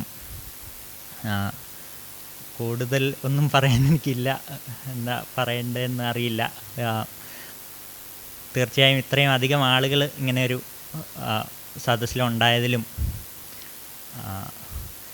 ഇത്രയും പ്രശസ്തമായ ഒരു അവാർഡ് വൈലോപ്പള്ളി അദ്ദേഹത്തിൻ്റെ മഹാകവിയുടെ മകൻ ഉണ്ട്. അപ്പോൾ അദ്ദേഹത്തിൻ്റെയൊക്കെ സാന്നിധ്യത്തിൽ ഇങ്ങനെ ഒരു അവാർഡ് കൈപ്പറ്റാൻ സാധിച്ചതിലും ഒക്കെയുള്ള വലിയ നന്ദിയും സന്തോഷവും പങ്കുവെച്ചുകൊണ്ട് ഞാൻ എൻ്റെ വാക്കുകൾ ഉപസംഹരിക്കുകയാണ്. നന്ദി. എന്നെ സംബന്ധിച്ച് ഇന്നൊരു ഗുരുത്വപൂർണമായ ദിവസമാണ്. രാവിലെ പൊന്നാനിയിൽ ഇടശ്ശേരി സ്മാരക മന്ദിരത്തിൽ ഇടശ്ശേരി ക്യാമ്പിൽ ഇടശ്ശേരിയെക്കുറിച്ച് സംസാരിച്ചിട്ടാണ് വരുന്നത്. വൈകിട്ട് വൈലോപ്പള്ളിയെക്കുറിച്ചും. ഞാൻ കണ്ട ആ വലിയ 3 ഗുരുകവികൾ, നേരിട്ട് കണ്ട കവികളിൽ ഒരാൾ ഇടശ്ശേരിയാണ്. 6ാം ക്ലാസ്സിൽ പഠിക്കുമ്പോൾ കവിത ചൊല്ലിയതിന് ഇടശ്ശേരിയിൽ നിന്നൊരു സമ്മാനം വാങ്ങാൻ എനിക്ക് ഭാഗ്യമുണ്ടായി. പ്രിഡിഗ്രി 1ാം വർഷം പഠിക്കുമ്പോൾ ഗുരുവായൂർ നടയിൽ വെച്ച് P. കുഞ്ഞിരാമൻ നായരെ കാണാനും ഭാഗ്യമുണ്ടായി. എന്ത് നേടി ജീവിതത്തിൽ ചോദിക്കുന്നു നക്ഷത്രങ്ങൾ, എല്ലാം കൊടുത്ത് ഞാൻ നേടി കണ്ണുനീർത്തുള്ളി എന്ന് ഗുരുവായൂരമ്പല നടയിൽ കണ്ണുനീരൊഴുക്കി നിൽക്കുന്ന കവിയാണ് കണ്ടത്. അദ്ദേഹത്തെക്കുറിച്ച് ഞാനൊരു പുസ്തകം എഴുതി പിൽക്കാലത്ത്, P.യുടെ പ്രണയപാപങ്ങൾ. 83-ൽ തുഞ്ചൻ പറമ്പിൽ ആകാശവാണിയുടെ ലൈവ് കവി സമ്മേളനം നടക്കുമ്പോൾ അതിനിടയിലാണ് വൈലോപ്പള്ളി മാഷും മുല്ലനേഴി മാഷും കൂടി വന്നത്. അത് മറക്കാത്തൊരു കാഴ്ചയാണ്. ആളുകൾക്ക് ഒന്നാകെ എഴുന്നേറ്റൊന്നു, ലൈവ് തടസ്സപ്പെട്ടു. വൈലോപ്പള്ളി മാഷ് കയറി കവിത ചൊല്ലി ലൈവ് മുഴുവൻ പ്രസംഗിച്ചു. അവസാനം കവികൾക്കൊക്കെ പരാതിയായി. അന്ന് അത് കഴിഞ്ഞു അദ്ദേഹം അവിടെ തന്നെ ഇരുന്നു, വൈകുന്നേരം വരെ അവിടെ ഇരുന്നു. അപ്പോൾ എൻ്റെ കവിത കേൾക്കാൻ അവസരമുണ്ടായി. ഞാൻ കവിത ചൊല്ലിക്കഴിഞ്ഞു വന്നതിൻ്റെ കാൽ തൊട്ട് നമസ്കരിച്ചു, എൻ്റെ ഒരു പതിവ് ശീലം വെച്ച്. അപ്പോൾ എന്നോട് ചോദിച്ചു, തേവിടിശി എന്ന് ആദ്യം കവിതയിൽ എഴുതിയത് ആരാണെന്നറിയോ? എൻ്റെ കവിതയുടെ പേര് തേവിടിശി പൂക്കൾ എന്നായിരുന്നു. അപ്പോൾ ഞാൻ പറഞ്ഞു, തേവിടിശി നീ എന്തിനെ കഞ്ഞി തേവി വെച്ചത്, ചോറെനിക്കില്ലേ? അന്നത് തോന്നാൻ ഗുരുത്വമുണ്ടായി. അപ്പോൾ എന്നെ ഇങ്ങനെ പിടിച്ചിട്ട് പറഞ്ഞു, അതൊക്കെ വായിച്ചിട്ടുണ്ടോ? നന്നാവും കേട്ടോ എന്ന് പറഞ്ഞു. ആ നന്നാവലിൻ്റെ ഒരു സാക്ഷ്യമായിട്ടാണ് ഇപ്പോൾ ഞാൻ നിങ്ങളുടെ മുമ്പിൽ നിൽക്കുന്നത്. ആ അനുഗ്രഹത്തെക്കാൾ വലുതായിട്ടൊന്നുമില്ല എന്ന് വിശ്വസിക്കുന്ന ഒരാളാണ് ഞാൻ. എന്തെങ്കിലും ഉണ്ടാകണമെന്ന് ഞാൻ ആഗ്രഹിച്ചിട്ടുണ്ടെങ്കിൽ അത് ഗുരുത്വം എന്നൊരു ശക്തി മാത്രമാണ്. ആ ഗുരുത്വം കൊണ്ടാണ് വൈലോപ്പള്ളിയെ കുറിച്ച് സംസാരിക്കാൻ എനിക്ക് അറിവ് വളരെ കുറവാണ് ഈ വിഷയത്തിൽ. പക്ഷേ ഗുരുത്വം കൊണ്ട് ചിലത് പറയാൻ തോന്നും. ഞാൻ നേരത്തെ SK വസന്ത മാഷ് വിളിച്ചിട്ട് 2-3 തവണ വൈലോപ്പള്ളി സ്മാരക സമിതിയുടെ പരിപാടിക്ക് വന്നിട്ടുണ്ട് നേരത്തെ. ഇപ്പോൾ ഹരിദാസൻ മാഷ് അമേരിക്കയിൽ നിന്ന് വിളിച്ച് ബുക്ക് ചെയ്തതാണ് ഈ ദിവസം, എവിടെ ഉണ്ടെങ്കിലും വന്നിരിക്കണം. ഞാൻ ദൈവാനുഗ്രഹത്താലും ഗുരുത്വം കൊണ്ടും ഇവിടെ എത്തിച്ചേർന്നു. കൂടുതലൊന്നും പറയുന്നില്ല. മലയാള കവിതയുടെ യുഗസ്രഷ്ടാക്കളായ കവികളിൽ കുമാരനാശാനു ശേഷം യുഗസ്രഷ്ടാക്കൾ എന്ന് പറയാവുന്ന 3 കവികളെ ഉള്ളൂ എന്നാണ് എൻ്റെ വിലയിരുത്തൽ. അത് വൈലോപ്പള്ളിയും ഇടശ്ശേരിയും P. കുഞ്ഞിരാമൻ നായരുമാണ്. പുതുകവികൾ സമ്മതിക്കില്ലെങ്കിലും അവർക്ക് മീതയ്ക്ക് മലയാള കവിത ഇതുവരെ വളർന്നിട്ടില്ല എന്നാണ് എൻ്റെ ഉത്തമമായ വിശ്വാസം. പിന്നീട് കവിത അതിന് മീതയ്ക്ക് പോയിട്ടില്ല. സമഗ്രമായ അർത്ഥത്തിൽ ലോക കവിതയേക്കാൾ വികസിത രൂപത്തിൽ മലയാള കവിത നിന്നത് വൈലോപ്പിള്ളിയുടെയും ഇടശ്ശേരിയുടെയും കുഞ്ഞിരാമൻ നായരുടെയും കവിതകളിലാണ്. അത് 3 പേരെയും ഞാൻ 3 തരത്തിലാണ് കാണാറുള്ളത്. ഇടശ്ശേരിയെ ശക്തിയുടെ കവി എന്ന് തന്നെയാണ് പലരും പറഞ്ഞിട്ടുള്ളത്. എനിക്കും അങ്ങനെ തന്നെയാണ്. കുഴിവെട്ടി മൂടുക, വേദനകൾ കുതികൊള്ളുക, ശക്തിയിലേക്ക് നമ്മൾ. ശക്തിയായിരുന്നു ഇടശ്ശേരിയുടെ ഏറ്റവും വലിയ കാവ്യബലം. കുഞ്ഞിരാമൻ നായരെ സൗന്ദര്യത്തിൻ്റെ കവി എന്നാണ് ലോകവും പറഞ്ഞിട്ടുള്ളത്. ഞാനും അങ്ങനെയാണ് വിചാരിക്കാറുള്ളത്. സൗന്ദര്യം കുടിച്ച് മരിച്ച ഒരാളായിരുന്നു കുഞ്ഞിരാമൻ നായർ. സൗന്ദര്യം കുടിച്ച് ലോകത്താരെങ്കിലും മരിച്ചിട്ടുണ്ടെങ്കിൽ അത് പി കുഞ്ഞിരാമൻ നായരാണ്. വൈലോപ്പിള്ളിയെ അതുകൊണ്ട് തന്നെ ശക്തി സൗന്ദര്യങ്ങളുടെ കവി. ഈ 2 ബലവും, ശക്തിയുടെയും സൗന്ദര്യത്തിൻ്റെയും അസാധാരണ സല്ലയം കൊണ്ട് എഴുതിയതൊക്കെ ക്ലാസിക്കാക്കി തീർത്ത കവിയാണ് വൈലോപ്പിള്ളി ശ്രീധരമേനോൻ. മരിച്ച് 124 വർഷമായി ജനിച്ചിട്ടെന്ന് പറഞ്ഞു. ചങ്ങമ്പുഴ ജനിച്ച കൊല്ലമാണ്, പാലാ നാരായണൻ നായർ ജനിച്ച കൊല്ലമാണ്, അങ്ങനെ പല കവികൾ ജനിച്ച കൊല്ലമാണ്. ആ കാലത്ത് ചങ്ങമ്പുഴയിൽ നിന്ന് വേറിട്ട് നടന്നൊരു കവിയാണ്. ഉയർന്ന ശാസ്ത്രബോധം, പുരോഗമന തൃഷ്ണ, പുരോഗമന കലാ സാഹിത്യ സംഘത്തിൻ്റെ അധ്യക്ഷനായിരുന്നു. രഘുനാഥന് സ്വാഗതം. ഉദ്ഘാടനം രഘുവിന് വേണ്ടി വെച്ച് ഞാൻ സംസാരിച്ചു തുടങ്ങിയെന്നേ ഉള്ളൂ. രഘുനാഥൻ ഇന്നും എഴുതിയത് വായിച്ചിട്ടാണ് വരുന്നത്.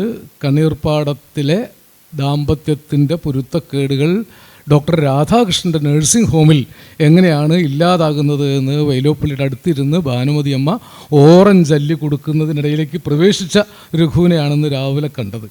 സാരി നീ ചെരിച്ചേറ്റിപ്പോകെ നിൻ മൃദുരോമ ചാരുവാം കണങ്കാൽ കണ്ട് എനിക്ക് പാവം തോന്നി. എനിക്ക് തീരെ മനസ്സിലാവാത്ത ഒരു വികാരമാണ് ഈ പാവം തോന്നൽ. അതെന്താണ് പാവം തോന്നൽ? അത് അനുകമ്പയാണോ, സ്നേഹമാണോ, പ്രണയമാണോ, ആദരവാണോ? സാരി ചെരിച്ചെറ്റിപ്പോകുമ്പോൾ അഭിനയവും നയവും എത്രയാണെന്നറിയാത്ത ദാമ്പത്യത്തിൻ്റെ നായിക, ആ നായികയുടെ ചിത്രമാണെന്ന് രഘു രാവിലെ വരച്ചെനിക്ക് തന്നത്. ശ്രീകുമാരേട്ടൻ ഇരിക്കുന്നതുകൊണ്ട് ഞാൻ കൂടുതലൊന്നും കാര്യം പറയുന്നില്ല. ഏതായിരുന്നാലും ആ ദാമ്പത്യം ഒരു പക്ഷേ വളരെ തീക്ഷ്ണമായി വൈലോപ്പിള്ളി ആവിഷ്കരിച്ചു. വൈലോപ്പിള്ളിയുടെ ഏറ്റവും പ്രിയപ്പെട്ട കവിതകളിലൊന്ന് കത്തിയും മുരളിയും എന്ന കവിതയാണ്. സോമർവെൽ എന്ന ഒരു സായിപ്പ് ഡോക്ടറെക്കുറിച്ച്, ഡോക്ടറുടെ ഒരു അനുഭവത്തെ മുൻനിർത്തിക്കൊണ്ടാണ് അത് അദ്ദേഹത്തിൻ്റെ കവിതയിലേക്കുള്ളൊരു എൻട്രിയാണ്. ശാസ്ത്രം, കത്തി ശാസ്ത്രത്തിൻ്റെ പ്രതീകമാണ്. ജ്യേഷ്ഠൻ അസുഖമായി ശസ്ത്രക്രിയയ്ക്ക് വിധേയനായി കത്തി ഉപയോഗിച്ചു സോമർവെൽ. വളരെ വിദഗ്ധമായി അത് ചെയ്യാൻ കഴിയുന്ന ഡോക്ടറാണ്. അത് കഴിഞ്ഞിട്ടും കുടലാകെ കത്തുന്ന വേദന കൊണ്ട് ജ്യേഷ്ഠൻ പിടഞ്ഞ് നിലവിളിക്കുകയാണ്. നട്ടപ്പാതിര നേരത്ത് ജ്യേഷ്ഠൻ്റെ കരച്ചിൽ സഹിക്കവയ്യാതെ സോമർവെൽ എന്ന് പറയുന്നില്ല, ഡോക്ടറെ വിളിച്ചു വരുത്തി. ഡോക്ടർ വന്ന് പറഞ്ഞു, ശാസ്ത്രത്തിന് ചെയ്യാവുന്നത് ചെയ്തിട്ടുണ്ട്, ഇനി അദ്ദേഹത്തിന് ചെയ്യാൻ കഴിയുന്നത് പ്രാർത്ഥനയാണ്. ദൈവത്തെ പ്രാർത്ഥിച്ചുകൊണ്ട് ആ കാൽക്കലിരുന്നു. അപ്പോഴും വേദന ശമിച്ചില്ല. ശാസ്ത്രവും തോറ്റു, ദൈവവും തോറ്റു. അപ്പോൾ അദ്ദേഹം തൻ്റെ ഒരു സന്തത സഹചാരിയായ ഒരു ഓടക്കുഴലെടുത്ത് അവിടെ ഇരുന്ന് അതിമനോഹരമായ ഒരു ഓടക്കുഴൽ ആലാപനം നടത്തുകയാണ്. ആ ആലാപനത്തിൽ വേദന ശമിച്ച് രോഗി ശാന്തനായി ഉറങ്ങുന്നു. ഇതാണ് വൈലോപ്പിള്ളി എന്നും പറഞ്ഞത്. ശാസ്ത്രം തോൽക്കുന്നിടത്ത്, പ്രാർത്ഥനകൾ, ദൈവം തോൽക്കുന്നിടത്ത് കലകൾക്കൊരു സാധ്യതയുണ്ട്. അത് വളരെ ശക്തമായി പറഞ്ഞ ആളാണ്. അപ്പോൾ ശാസ്ത്രവും ദൈവവും തോൽക്കുന്ന ഒരു കാലത്താണ് നമ്മളിന്ന് ജീവിക്കുന്നത്. അവിടെ കലകൾക്കൊരു സാധ്യതയുണ്ട് എന്ന് വൈലോപ്പിള്ളി എക്കാലത്തും പറഞ്ഞു വെച്ചു. എന്നാൽ ധനുവിൻ ഇരവിൽ തണുവിൽ പുനാകങ്ങൾ, ഇലഞ്ഞികൾ, പാലകൾ ഒന്നായിച്ച് പൂത്ത് വിഷത്തിലരച്ചൊരു ചന്ദന ഗന്ധമെടുത്ത് വിലക്കെ പാതാളങ്ങളിൽ നിന്ന് ഈ മണ്ണിൻ പടിയറവാതിൽ തുറന്നു വരുന്നു. പാർവണ ചന്ദ്രഫണങ്ങൾ ഇണങ്ങിയ പൊൻമുടി ചൂടിയ മണിനാഗങ്ങൾ. സർപ്പക്കാടിലെ സൗന്ദര്യം എന്ന് പറഞ്ഞാൽ ഇത് വൃത്തത്തിലൊന്നും നിൽക്കാത്തൊരു താളഘടനയാണ്. വൈലോപ്പിള്ളിയുടെ ഏത് കവിതയും നമ്മൾ വൃത്തത്തിൻ്റെ അളവുകോൽ കൊണ്ട് അളക്കാൻ പറ്റാത്തതാണ്. അത് വൃത്തത്തെയും താളത്തെയും ഭേദിച്ച് അനന്ത സൗന്ദര്യ മണ്ഡലങ്ങളിലേക്ക്. ഒരുപക്ഷെ വൈലോപ്പിള്ളി ഹിമാലയം കണ്ടിട്ടില്ല, ഹിമാലയം കണ്ടിരിക്കാൻ സാധ്യതയില്ല, ഹിമാലയത്തിൽ പോയിട്ടില്ല. ഉണ്ടോ? എൻ്റെ അറിവിലില്ല. പക്ഷേ പോയിട്ടില്ലല്ലോ, പോകാൻ സാധ്യതയില്ല. എൻ്റെ അറിവ് വെച്ച് അദ്ദേഹം പോകാനുള്ള സാധ്യത വളരെ കുറവാണ്. അദ്ദേഹം കേരളം വിട്ട് വളരെ കുറച്ച് ദൂരം മാത്രമേ പോയിട്ടുള്ളൂ. പക്ഷേ ഹിമാലയത്തെക്കുറിച്ചുണ്ടായ ലോകത്തിലെ ഏറ്റവും മികച്ച കവിതകളൊന്ന് ഹിമാലയമാണ്. ഇന്നും ഈ ശ്വേതാദ്രിയാൽ തൂവെള്ളിക്കെട്ടപ്പെട്ടോരിന്ദ്രനീലക്കല്ലുകളായ പൊയ്കകൾക്കുള്ളിൽ വിഹരിക്കുന്നു. ഹരിചന്ദനപ്പൂ ചൂടുന്ന ചിഗുരം വിടർത്തിയിട്ട് കിന്നര നാരീ സംഘം വീണയിൽ പാടി പാടിൽ അവരെ വിളിക്കുന്നു വാനവ പുഴവക്കത്തമരും അമരന്മാർ.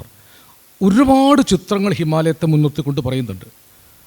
വാനവപരുഷയ്ക്ക് വിശ്വകർമാവാം ശില്പി വെൺകുളിർക്കല്ലാൽ തീർത്ത വിശ്വമോഹനഘട്ടം എന്ന് പറയുന്നുണ്ട്. ആ കവിത വായിക്കേണ്ടതാണ്. വൈലോപ്പിള്ളിയുടെ ശില്പത്തിൻ്റെ സൗന്ദര്യം, ചരിത്രത്തിലെ ചാരുദൃശ്യം എന്ന കവിതയിൽ കൊടുങ്ങല്ലൂർ കോവിലകത്തെക്കുറിച്ചും കൊടുങ്ങല്ലൂർ പാരമ്പര്യത്തെക്കുറിച്ചും ഒരൊറ്റ ശ്ലോകം എഴുതി വച്ചിട്ടുണ്ട്. തൂണിൽ കാവ്യം തുളുമ്പും തുറമുഖമിതിൽ നിന്ന് അന്നൊരാൾ കൊച്ചു നാടൻ തോണിക്കുള്ളിൽ കടന്നാൻ ഭയജനക മഹാഭാരതത്തിൻ സമുദ്രം മാണിക്യച്ചുണ്ടിൽ വേദക്കനിയൊടും അണിയത്തുണ്ട് തുഞ്ചൻ്റെ കീരം ചേണിൽ കാർമിന്നലഞ്ചും ചിരിയൊടും അണിയത്താളിതാർ കാളിതാനോ. കാളി അണിയത്ത് പ്രത്യക്ഷപ്പെടുന്നതിൻ്റെ ഭയങ്കരമായ ഒരു സൗന്ദര്യം. അതാണ് സാധാരണ ഇപ്പോൾ കുട്ടികളൊക്കെ പറയും ഭയങ്കര പ്രേമം, ഭയങ്കര സൗന്ദര്യം. ഈ ഭയങ്കര സൗന്ദര്യം ചരിത്രത്തിലെ ചാരുദൃശ്യം വായിച്ചിട്ടാണ് എനിക്കുണ്ടായത്. അണിയത്താളിതാർ കാളിതാനോ. ഈ തൂണിൽ കാവ്യം തുളുമ്പുന്ന തുറമുഖത്തിൽ നിന്ന് ഒരു കൊച്ചു നാടൻ തോണിയിൽ ഭയജനകമായ മഹാഭാരതത്തിൻ്റെ സമുദ്രം കടന്ന താണ്ടിയ കൊടുങ്ങല്ലൂർ കുഞ്ഞുകുട്ടൻ തമ്പുരാൻ ഇതിൽ പരം ഒരു ആദരം കൊടുക്കാറില്ല. ഇങ്ങനെയാണ് വൈലോപ്പിള്ളി ശില്പത്തിൻ്റെ അസാധാരണമായ മികവ് കൊണ്ട്, ശില്പത്തികവ് കൊണ്ട്. കന്നിക്കൊയ്ത്തിൽ അവസാനം പറയുന്നുണ്ട്, ആകയാൽ ഒറ്റയൊറ്റയിൽ കാണും ആകുലികളെ പാടിടും വീണേ നീ കുതുകമോടാലപിച്ചാലും ഏകജീവിതാനശ്വര ഗാനം. അതാണ് കവിയുടെ ശക്തി. ഒറ്റയ്ക്കൊറ്റയ്ക്കുള്ള മനുഷ്യർ ദുഃഖിതരാണ്, ആകുലികളാണ്, ഏകാകികളാണ്, അനാഥരാണ്, തിരസ്കൃതരാണ്. പക്ഷേ അവരൊക്കെ ഒന്നു ചേർന്നാൽ, അവരെയൊക്കെ ചേർത്ത്, ആകുലികളായ മനുഷ്യരെ ചേർത്ത് ഏകജീവിതാനശ്വര ഗാനം ഉണ്ടാക്കാൻ സാധിക്കും എന്ന സംഘബോധമാണ് വൈലോപ്പിള്ളിയുടെ ശക്തി. ഒറ്റയ്ക്ക് പലതും കണ്ട് അദ്ദേഹം സൗന്ദര്യം വിരചിക്കുമ്പോഴും സംഘബോധത്തിൽ ചേർന്ന് നിന്നുകൊണ്ട് കഠിനം ഇരുമ്പ് കുഴമ്പാക്കി ഉണ്ടാക്കുന്ന ഒരു ശക്തിയുണ്ട്. കഠിനം ഇരുമ്പ് കുഴമ്പാക്കുക, ഇത് വൈലോപ്പിള്ളിയുടെ വരികളാണ്. കഠിനമായ ഇരുമ്പിനെ, ഉരുക്കിനെ കുഴമ്പാക്കുന്ന ഒരു പദസംഘാത ശക്തി അദ്ദേഹത്തിൻ്റെ എല്ലാ കവിതകളിലും ഉണ്ട്. അത് ഒരു കവിത വെച്ചല്ല, അദ്ദേഹത്തിൻ്റെ ശക്തിയും സൗന്ദര്യവും ഇങ്ങനെ ഓരോന്നോരോന്ന് ഒരു ക്ലാസ് റൂമിൽ എന്നതുപോലെ നിർദ്ധരിക്കേണ്ടതാണ്. അത്രമേൽ തീക്ഷ്ണമായിട്ടാണ് അദ്ദേഹം ഈ സൗന്ദര്യം. യുഗ പരിവർത്തനം എന്ന കവിതയിൽ വളരെ സമർത്ഥമായത് രണ്ടും അദ്ദേഹം സമന്വയിപ്പിച്ചിട്ടുണ്ട്. പൊരുത്തപ്പെടാം, തിരുത്തപ്പെടാം തീക്ഷ്ണവാദങ്ങൾ, ഇവരോട് പൊരുത്തപ്പെടാം നമുക്കെന്ന് ഞാൻ ആശിക്കുന്നു. വളരെ ഈ കുട്ടികൾ, ഈ കാലം നമുക്കിഷ്ടമല്ലാത്തതാണ് ചെയ്യുന്നത്. എത്ര നിഷ്ക്രിയമാണ്, എത്ര നിഷ്ക്രിയരാണ് ഈ പുതിയ തലമുറ, എത്ര നിഷ്പക്ഷരാണ് ഈ പുതിയ തലമുറ എന്ന് കണ്ണീർപ്പാടത്തിലൂടെ എടുത്ത് പറയുന്നുണ്ട്. അവർക്കൊരു നിസ്സംഗരാണ്, എത്ര നിസ്സംഗരാണ്. എങ്കിലും ഈ പുതിയ കാലത്തെ കെട്ടിപ്പുണർന്നുകൊണ്ട് തിരുത്തപ്പെടാം തീക്ഷ്ണവാദങ്ങൾ, ഇവരോട് പൊരുത്തപ്പെടാം നമുക്കെന്ന് ഞാൻ ആശിക്കുന്നു. അതിനിടയിൽ തന്നെ അദ്ദേഹം പറയുന്നുണ്ട്, ഈ അറിയാത്തവരാണ്, മുമ്പ് നാം സ്നേഹിച്ചവർ അകന്നോ മൃതിപ്പെട്ടോ വൻ പകയോടെ ചേരി മാറിയോ പോയി പോകുന്നു. അല്ലേ, പണ്ട് സ്നേഹിച്ചവർ പലരും, ഇപ്പോൾ വസന്ത മാഷ്ക്കും അബൂബക്കർ മാഷ്ക്കും കൃഷ്ണനായർ മാഷ്ക്കും ഒക്കെ ഈ പ്രായത്തിലിരുന്ന് ആലോചിക്കുമ്പോൾ പണ്ട് നാം സ്നേഹിച്ചവർ പലരും അകന്നോ മൃതിപ്പെട്ടോ വൻ പകയോടെ, അതാണ് ചേരി മാറുമ്പോൾ ചെറിയ പകയല്ല ഉണ്ടാവുക എന്നുള്ളത് കമ്മ്യൂണിസ്റ്റ് പാർട്ടിയുടെ പിളർപ്പ് തൊട്ട് ചരിത്രത്തിൽ വായിച്ചാൽ അറിയാം. ചേരി മാറുമ്പോഴാണ് ഏറ്റവും തീക്ഷ്ണമായ പകയുണ്ടാകുന്നത്. അങ്ങനെ വൻ പകയോടെ ചേരി മാറിയോ പോയി പോകുന്നു. എങ്കിലും കവി പറയുന്നുണ്ട്, ആ മരവിപ്പിന്മീതെ ചവിട്ടി മുന്നേറുന്നു നാം അറിയാത്തവർ, ഒട്ടും നമ്മളെ അറിയാത്തവർ. ഈ മരവിച്ചിരിക്കുന്ന മാനസികാവസ്ഥയ്ക്ക് മീതെ നമ്മെ ചവിട്ടി മെതിച്ചുകൊണ്ട് ചരിത്രം മുന്നോട്ട് തന്നെ പോകും.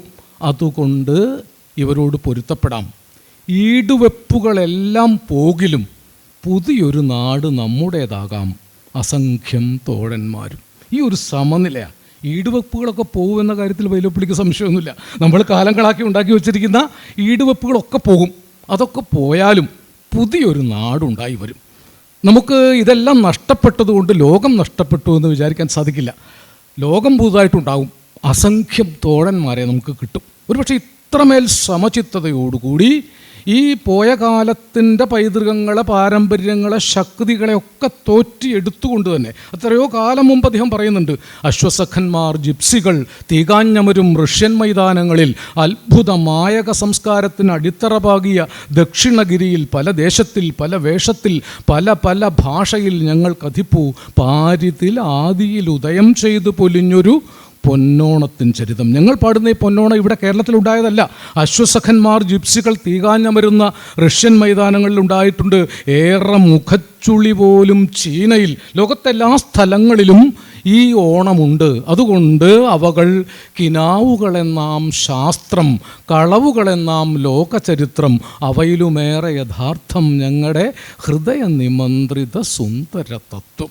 അത് കളവാണെന്ന് ശാസ്ത്രം പറയും, കിനാവാണെന്ന് ലോകചരിത്രം പറയും. അതൊക്കെ ആണെങ്കിലും ശുഭാപ്തി വിശ്വാസത്തിൻ്റെ പരകോടിയിൽ നിന്ന് പറയുന്നു, ഞങ്ങളുടെ ഹൃദയം ഞങ്ങളോട് പറയുന്ന ഒരു സുന്ദര തത്വമുണ്ട്. ആ സൗന്ദര്യപൂർണമായ തത്വമാണ് ഞങ്ങളുടെ ശക്തി. ഇതിങ്ങനെ പറഞ്ഞൊരു കവി എൻ്റെ അറിവിൽ ഞാൻ വായിച്ച ലോകഭാഷകളിലൊന്നും തന്നെ ഇല്ല.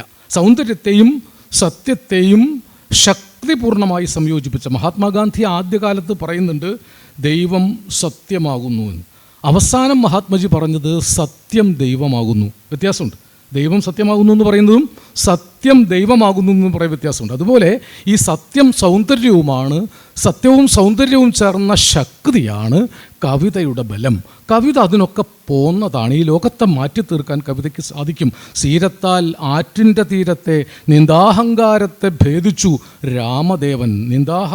നിന്ദാഹങ്കാരം കൊണ്ട് ഭൂമിക്ക് വെള്ളം തരില്ലെന്ന് പറഞ്ഞു പോയ കളിന്തജയോട് അതിൻ്റെ അഹങ്കാരത്തെ മുഴുവൻ ജലസേചനം കൊണ്ട് ഭേദിച്ചു. ഒരുപക്ഷെ ആധുനിക ഇന്ത്യൻ പുരോഗമന ചിന്ത, സോവിയറ്റ് യൂണിയൻ്റെ കാലം തൊട്ടുള്ള ലോക പുരോഗമന ചിന്ത, പഞ്ചവത്സര പദ്ധതികൾ, അതിനോടൊക്കെ ബലരാമനെ ചേർത്ത് നിർത്തുക എന്ന, ഒരുപക്ഷെ പുരാണത്തിൽ നിന്ന് കഥാപാത്രങ്ങളെ എടുത്ത് പുരോഗമന വിപ്ലവ ചരിത്രത്തോട് ചേർത്ത് വയ്ക്കുക എന്നത് ഇന്ന് അങ്ങനെയല്ല. പുരാണത്തിൽ നിന്ന് ആളുകളെ എടുത്ത് പുനരുത്ഥാനത്തോട് ചേർത്ത് വയ്ക്കുക എന്നതാണ് ഇന്ന് ഇന്ത്യയിൽ നടക്കുന്ന ഏറ്റവും അപകാരകരമായൊരു കാര്യം. പുരാണത്തിലെ കഥാപാത്രങ്ങൾ തന്നെയാണ് അവരുടെ ജന്മഭൂമികൾ, അവരുടെ മറ്റെല്ലാം പുതുരാഷ്ട്രീയമായി മാറുകയും പുരാണം ഒരു രാഷ്ട്രീയ പ്രഹരമായി ആധുനിക പുരോഗമന മനുഷ്യ സമൂഹത്തിന് മേൽ അടിച്ചേൽപ്പിക്കപ്പെടുകയും ചെയ്യുമ്പോൾ ബലരാമനെ എടുത്ത് ജലസേചനം അണക്കെട്ടിയ ഒരു ആധുനിക വിപ്ലവകാരിയായിട്ട് കാണുകയും ഈ സീരത്താൽ ആറ്റിൻ്റെ തീരത്തെ നിന്ദാഹങ്കാരത്തെ ഭേദിച്ച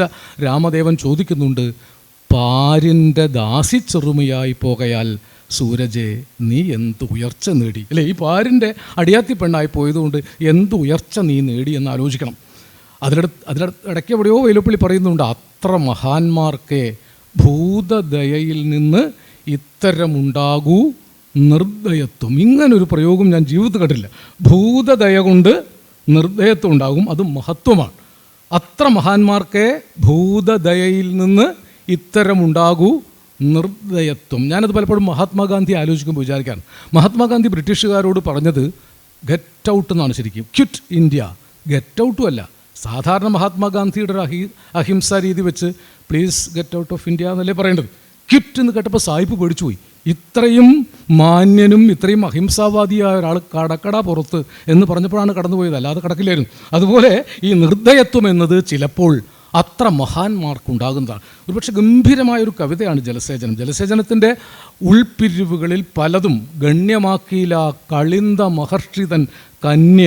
ഈ കള്ളിൻ്റെ തികട്ടലുകളെ ഗണ്യമാക്കാതെ കടന്നുപോയ ഒരു ദേവനന്ദിനിയെ പാരിൻ്റെ ദാസി ചെറുമിയാക്കുന്ന ഒരു വലിയ ശക്തി വൈലോപ്പിള്ളി എക്കാലത്തും പ്രകടിപ്പിച്ചിട്ടുണ്ട്. അത് കുടിയൊഴിക്കലാണെങ്കിലും കുടിയൊഴിക്കൽ ഒരു പക്ഷേ വേണ്ടത്ര വിലയിരുത്തപ്പെടാതെ പോയൊരു കാവ്യമാണെന്നാണ് എനിക്കെപ്പോഴും തോന്നുന്നത്. വെന്നു നീ തൊഴിലാളി പുലർന്നു നിൻ ഉദാരമാം ശ്രാവണമാസം. തൊഴിലാളി ജയിച്ചതിനെ കുറിച്ചൊരു അഭിപ്രായ വ്യത്യാസം വൈലോപ്പിള്ളിക്കില്ല. വെന്നു നീ പുലർന്നു നിൻ്റെ ഉദാരമായ ശ്രാവണമാസം. സമത്വാധിഷ്ഠിതമായ വ്യവസ്ഥ പുലരാൻ വേണ്ടി നിൻ്റെ കുടി ഒഴിക്കാൻ പുറപ്പെട്ട എൻ്റെ കുടി നീ ഒഴിപ്പിച്ചു. തന്നെക്കുറിച്ച് ആത്മനിന്ദയോടുകൂടി പലയിടത്തും ഇതിൽ പറയുന്നുണ്ട്, ചെറ്റയാം വിടൻ ഞാൻ ഇനി മേലിൽ കഷ്ടം എങ്ങനെ കണ്ണാടി നോക്കും. മലയാളത്തിലല്ല ലോകത്തൊരു കവിയും തന്നെ കണ്ണാടിയിൽ നോക്കിയിട്ട് ചെറ്റയാം വിടൻ എന്ന് വിശേഷിപ്പിച്ചിട്ടില്ല. ആ തിരിച്ചും ദുഷ്പ്രഭു പുലയാടികൾ പാർക്കും ഈ പുരയ്ക്ക് എനിക്കിടിവെട്ടുകൊള്ളട്ടെ.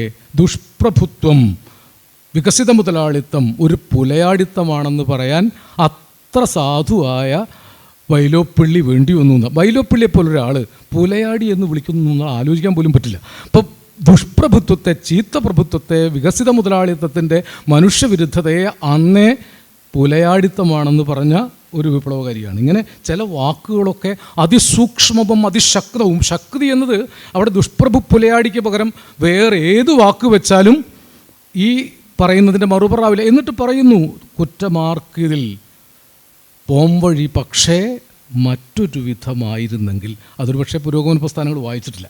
പോംവഴി മറ്റൊരു വിധമാക്കാമായിരുന്നു.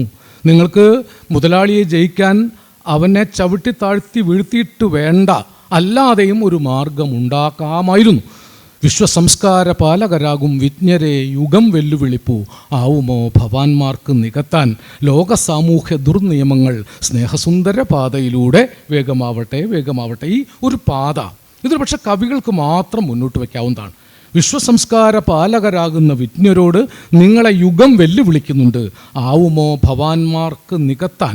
എനിക്ക് ആ വരിയെക്കുറിച്ച് വലിയ സംശയമുണ്ടായിരുന്നു. ഞാൻ ആദ്യകാലത്ത് വായിച്ചത് ആവുമോ ഭവാന്മാർക്ക് തിരുത്താൻ എന്നാണ്, ലോക സാമൂഹ്യ ദുർനിയമങ്ങൾ. പക്ഷേ ടെക്സ്റ്റിൽ ഇപ്പോഴുള്ളത് ആവുമോ ഭവാന്മാർക്ക് നികത്താൻ ലോക സാമൂഹ്യ ദുർനിയമങ്ങൾ സ്നേഹസുന്ദര പാതയിലൂടെ. അപ്പം എന്നോട് ഞാൻ പലരോടും ചോദിച്ചു, പലർക്കും അതിന് കൃത്യമായ ഉത്തരം കിട്ടിയില്ല. ആരാ എന്നോട് പറഞ്ഞതെന്നറിയില്ല. വൈലോപ്പിള്ളി മാഷ് സ്വയം തിരുത്തിക്കൊണ്ടിരുന്ന ഒരാളാണ്. ചിലപ്പോൾ ആദ്യം തിരുത്താൻ എന്നായിരിക്കും എഴുതിയിട്ടുണ്ടാവുക, പിന്നെ അദ്ദേഹം തിരുത്തിയത് നികത്താനെന്ന് ആക്കിയതാവാം, അറിഞ്ഞുകൂടാ.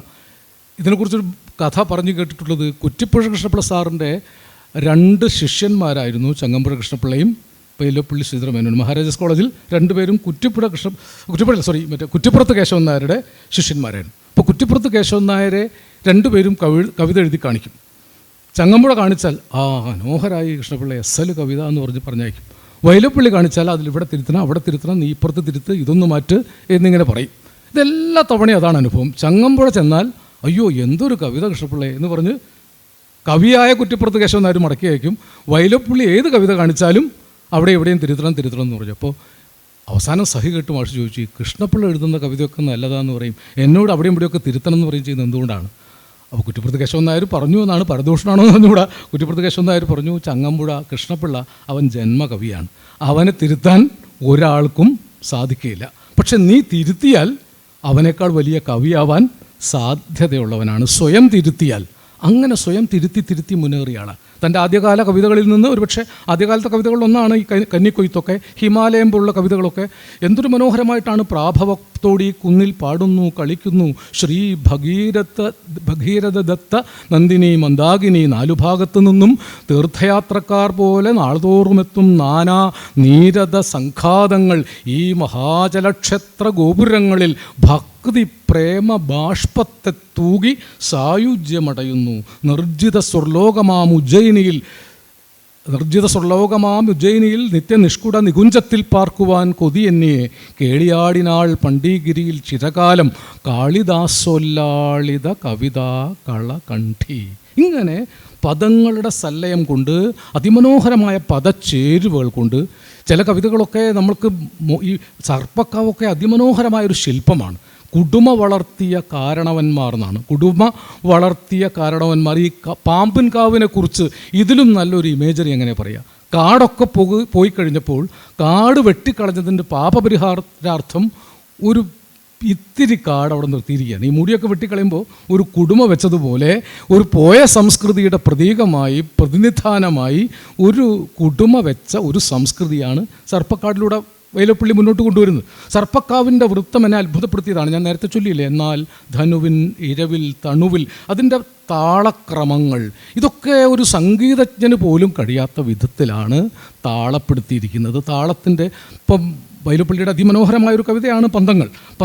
ഇത് പറയുന്ന ഈ ഒരു മനോഹരമായ ഒരു ശില്പം എന്ന നിലയിൽ ഏതെങ്കിലും ഒരു വൃത്തമല്ല അതിൻ്റെ ശില്പം. ചോര തുടിക്കും ചെറുകയ്യുകളെ പേറുക വന്നി പന്തങ്ങൾ, ഏറിയ തലമുറയേന്തിയ പാരിൻ വാരുളി മംഗള കന്തങ്ങൾ, പണ്ട് പുരാതനർ കാട്ടിൻ നടുവിൽ ചിന്തകളുരസിടുമക്കാലം, വന്നു പിറന്നിതു ചെന്നിണമോലും വാളുകണക്കൊരു തീനാളം. സഞ്ചിതമാകുമിരുട്ടുകളെല്ലാം സംഭ്രമമാർന്നോരന്നേരം. മാനവർ കണ്ടാരഗ്നിസ്മിതമിതിൽ മണ്ണിലെ വിണ്ണിൻ വാഗ്ദാനം. പോയി മറവാർന്നവർ ഞങ്ങൾക്കേകി കൈമുതലായി പന്തങ്ങൾ. ഹൃദയ നിണത്താൽ തൈലം പൂശി പ്രാണമരുത്താൽ തെളിവേകി. മാനികൾ ഞങ്ങളെടുത്തു നടന്നു വാനിനെ മുകരും പന്തങ്ങൾ. അസ്മദനശ്വര പൈതൃകമാമി അഗ്നി വിടർത്തും സ്കന്ധങ്ങൾ. ആകെയുടച്ചിടട്ടെ മണ്ണിലെ നാഗപുരത്തിൻ ബന്ധങ്ങൾ. ഇതിനകത്ത് പദങ്ങളെ സന്നിവേശിപ്പിച്ചിരിക്കുന്ന, നേരത്തെ പറഞ്ഞ കഠിനം, ഇരുമ്പ്, കുഴമ്പാക്കുക പോലുള്ള വാക്കുകൾ ഈ മാലോടിഴയും മർത്യാത്മാവിന് മേലോട്ട് ഉണരാനുള്ള ഗതി ഉണ്ടാക്കുന്ന പ്രവർത്തനങ്ങൾ, ഇതൊക്കെ മനുഷ്യവംശത്തിൻ്റെ തളരാത്ത അക്ഷീണമായ അധ്വാനത്തിൻ്റെ ശക്തിയോട് ചേർന്ന് നിന്ന കവിയാണ്. അവിടെ ചേർന്ന് നിൽക്കുമ്പോൾ തന്നെ പോംവഴി മറ്റൊരു വിധമായിരുന്നെങ്കിൽ അത് ചീവീടുകളെ കൊണ്ടാണ് പാടിച്ചത്. ഞാനില്ലാതായാലും ഈ മണ്ണിൽ ചീവീടുകൾ ബാക്കി നിൽക്കും. ഏത് പുരോഗമന പ്രത്യയശാസ്ത്രവും ചെയ്തു കൂട്ടിയ ഹിംസകൾക്ക് പിൽക്കാലത്ത് കണക്ക് പറയേണ്ടി വരും. അത് ചീവീടുകൾ ചോദിക്കും എന്ന് വൈലോപ്പിള്ളി. ഒരുപക്ഷെ മലയാളത്തിലുണ്ടായ 2 പ്രധാനപ്പെട്ട പുരോഗമന വിമർശന കാവ്യങ്ങളാണ് അക്കിത്തത്തിൻ്റെ 20-ാം നൂറ്റാണ്ടിൻ്റെ ഇതിഹാസവും കുടിയൊഴിക്കലും. 20-ാം നൂറ്റാണ്ടിൻ്റെ ഇതിഹാസം അതിൻ്റെ ഡയറക്റ്റായിട്ടുള്ള പ്രയോഗം കൊണ്ട് പെട്ടെന്ന് വിമർശന വിധേയമായി. അതിൽ നേരിട്ടാണ് കാവുമ്പായി കരുവള്ളൂരിൽ മുനയൻകുന്നിലും വൃഥ അലയുന്നുണ്ടൊരാൾ ആത്മചൈതന്യ പരിപീഡിതൻ അവൻ കൈകളുയർത്തുന്നു എന്ന് ആ ഭാഗങ്ങളിലൊക്കെ നേരിട്ടുള്ള വിമർശനമാണ്. തോക്കിനും വാളിനും വേണ്ടി ചെലവിട്ടോരിരുമ്പുകൾ ഉരുക്കി വാർത്തെടുക്കാവൂ ബലമുള്ള കലപ്പകൾ. ഇതൊക്കെ പറഞ്ഞ് അക്കിത്തം നേരിട്ട് അക്കാലത്ത് അദ്ദേഹം തന്നെ പങ്കാളിയായിരുന്ന പുരോഗമന പ്രസ്ഥാനത്തിൻ്റെ രണദിവേ തീസീസിൻ്റെ കാലത്തെ ഹിംസാത്മകതയെ നേരിട്ട് തുറന്നെതിർക്കുകയാണ്. അതേ കാലത്ത് തന്നെയാണ് ഏതാണ്ട് ഈ കവിത എഴുതിയിരിക്കുന്നത്. പക്ഷെ അന്ന് പുരോഗമനവാദികൾക്ക് വൈലോപ്പിള്ളിയോട് വിയോജിപ്പ് തോന്നാത്തത് കവിതയുടെ ഒരു തന്ത്രം കൊണ്ടാണ്. ജോസഫ് മുണ്ടശ്ശേരി പറയും, കവികൾ എന്തിനാണ് ഇങ്ങനെ മറുഭാഷ പറയുന്നത്? നേരെ പറയുന്ന കാര്യം ഇങ്ങനെ പിടിക്കേണ്ട മൂക്ക് ഇങ്ങനെ പിടിക്കുന്നത് എന്തിനാണ്? അതാണ് കവികൾക്കാകെ നിലനിൽക്കാനുള്ള ഒരു തന്ത്രം. കൊന്നതാരായാലും കൊന്നതിനെ വിമർശിച്ചാൽ കൊന്നവരുടെ പാർട്ടിക്കാർക്ക് വിയോജിപ്പുണ്ടാവും. അതാരെ കൊന്നാലും എപ്പോൾ കൊന്നാലും കൊന്നതാരായാലും കൊന്നതിനെ വിമർശിച്ചാൽ കൊന്നവരുടെ പാർട്ടിക്കാർക്ക് വിയോജിപ്പുണ്ടാവും, കൊല്ലപ്പെട്ടവരുടെ പാർട്ടിക്കാരുടെ അംഗീകാരം കിട്ടും. അതുകൊണ്ട് എക്കാലത്തും കവികൾ നേരിട്ടൊരു പ്രശ്നം, ഹിംസയെ നേരിട്ടെതിർത്താൽ. കാട്ടാളൻ പക്ഷിയെ അമ്പെയ്ത് വീഴ്ത്തിയതാണ് കവി കണ്ട ആദ്യത്തെ ഏറ്റവും ഭീകരമായ ഹിംസ. ഒരു പക്ഷിയാണ് അമ്പെയ്ത് വീഴ്ത്തിയത്. അപ്പോൾ വേണമെങ്കിൽ കാട്ടാളൻ്റെ ഭാഷയിൽ അരുത് എന്ന് പറഞ്ഞാൽ മതി, അല്ലേ? കാട്ടാളൻ്റെ ഭാഷയിലല്ല കവി പറഞ്ഞത്. കാട്ടാളൻ്റെ ഭാഷ പ്രാകൃതാണ്. കവിക്ക് പ്രാകൃതം അറിഞ്ഞുകൂടാ. കവിക്ക് അറിയാവുന്ന ഭാഷ സംസ്കൃതമാണ്. സംസ്കൃതത്തിൽ തന്നെ കവി പറഞ്ഞത് നേരെ ചൊവ്വേ സംസ്കൃതത്തിൽ കൊല്ലരുതടാ എന്ന് നേരിട്ട് പറഞ്ഞിരുന്നെങ്കിൽ ഒരു പക്ഷെ മനസ്സിലാവും. പക്ഷേ മാ നിഷാദ പ്രതിഷ്ഠാം ത്വമഗമശ്വതി സമാ യത് ക്രൗഞ്ച മിഥുനാദേകമവധി കാമമോഹിതം. ഇത് കാട്ടാളന് മനസ്സിലായിട്ടില്ല എന്നുള്ള കാര്യത്തിൽ യാതൊരു സംശയമില്ല. ആകെ കവിക്കുണ്ടായ സമാധാനം, കൺമുമ്പിലൊരു ഹിംസ കണ്ടപ്പോൾ അരുത് എന്ന് എൻ്റെ ഭാഷയിൽ ഞാൻ പറഞ്ഞു. അയാൾക്ക് മനസ്സിലായാലും ഇല്ലെങ്കിലും ഒരു വിരോധവും ഇല്ല. ഇത് കവികൾ നേരിടുന്ന പ്രധാനപ്പെട്ട പ്രശ്നമാണ്. പണ്ടത്തൊരു നാടോടി കഥയുണ്ട്. കൊല്ലനും കൊല്ലത്തിയും തമ്മിൽ തെറ്റി. കൊല്ലനും കൊല്ലത്തിയും കൂടി തെറ്റിയപ്പോൾ കൊല്ലൻ പറഞ്ഞു, ഇനി ഒരു അക്ഷരം മുണ്ടി അറക്കും ഞാൻ ഒരു കത്തി എടുത്ത് മുമ്പിൽ വെച്ചു. അപ്പോൾ കൊല്ലത്തേക്ക് അറിയാം അയാൾ പറഞ്ഞത് പ്രവർത്തിക്കുന്ന ആളാണ്. ഇനി ഒരു അക്ഷരം കാ എന്നൊരക്ഷരം പുറത്തു വന്നാൽ വെട്ടു വീഴും. അപ്പോഴിങ്ങനെ നോക്കുമ്പോൾ ഇയാളിങ്ങനെ ഉലയിലിങ്ങനെ ഇത് ചുറ്റുമല്ലേ, ചുറ്റിക്കൊണ്ടിരിക്കെ തീ പടർന്ന് ഈ കൊല്ലൻ്റെ കോണകത്തിൻ്റെ വാലിന്മേൽ തീ ഇങ്ങനെ പിടിച്ചു വരാൻ തുടങ്ങി. അപ്പോൾ കൊല്ലത്തേക്ക് കാണാം കൊല്ലൻ്റെ കോണകത്തിൻ്റെ വാലിന്മേൽ തീ പിടിച്ചിരിക്കുകയാണ്. എന്ത് പറഞ്ഞാലും വെട്ട് കിട്ടുമെന്ന് ഉറപ്പാണ്.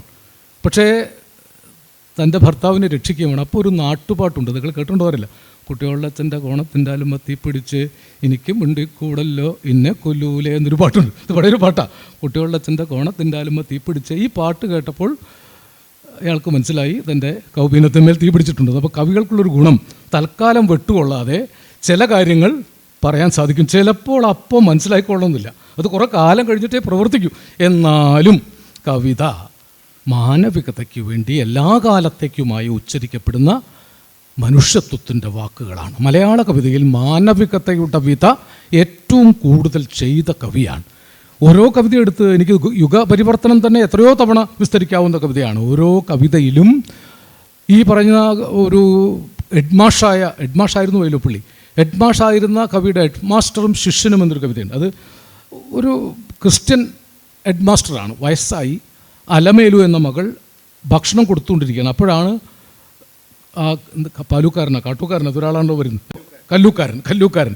അപ്പോൾ പറയും, കല്ലൂക്കാരനോട് പറയും, അലമേലു, കല്ലൂക്കാരൻ മമ ചോറൂട്ടട്ടെ, ക്രിസ്ത്യൻ എന്നൊഴിയലാന്ന്. നല്ല ശുദ്ധ അയ്യങ്കാർ പട്ടരാണ്.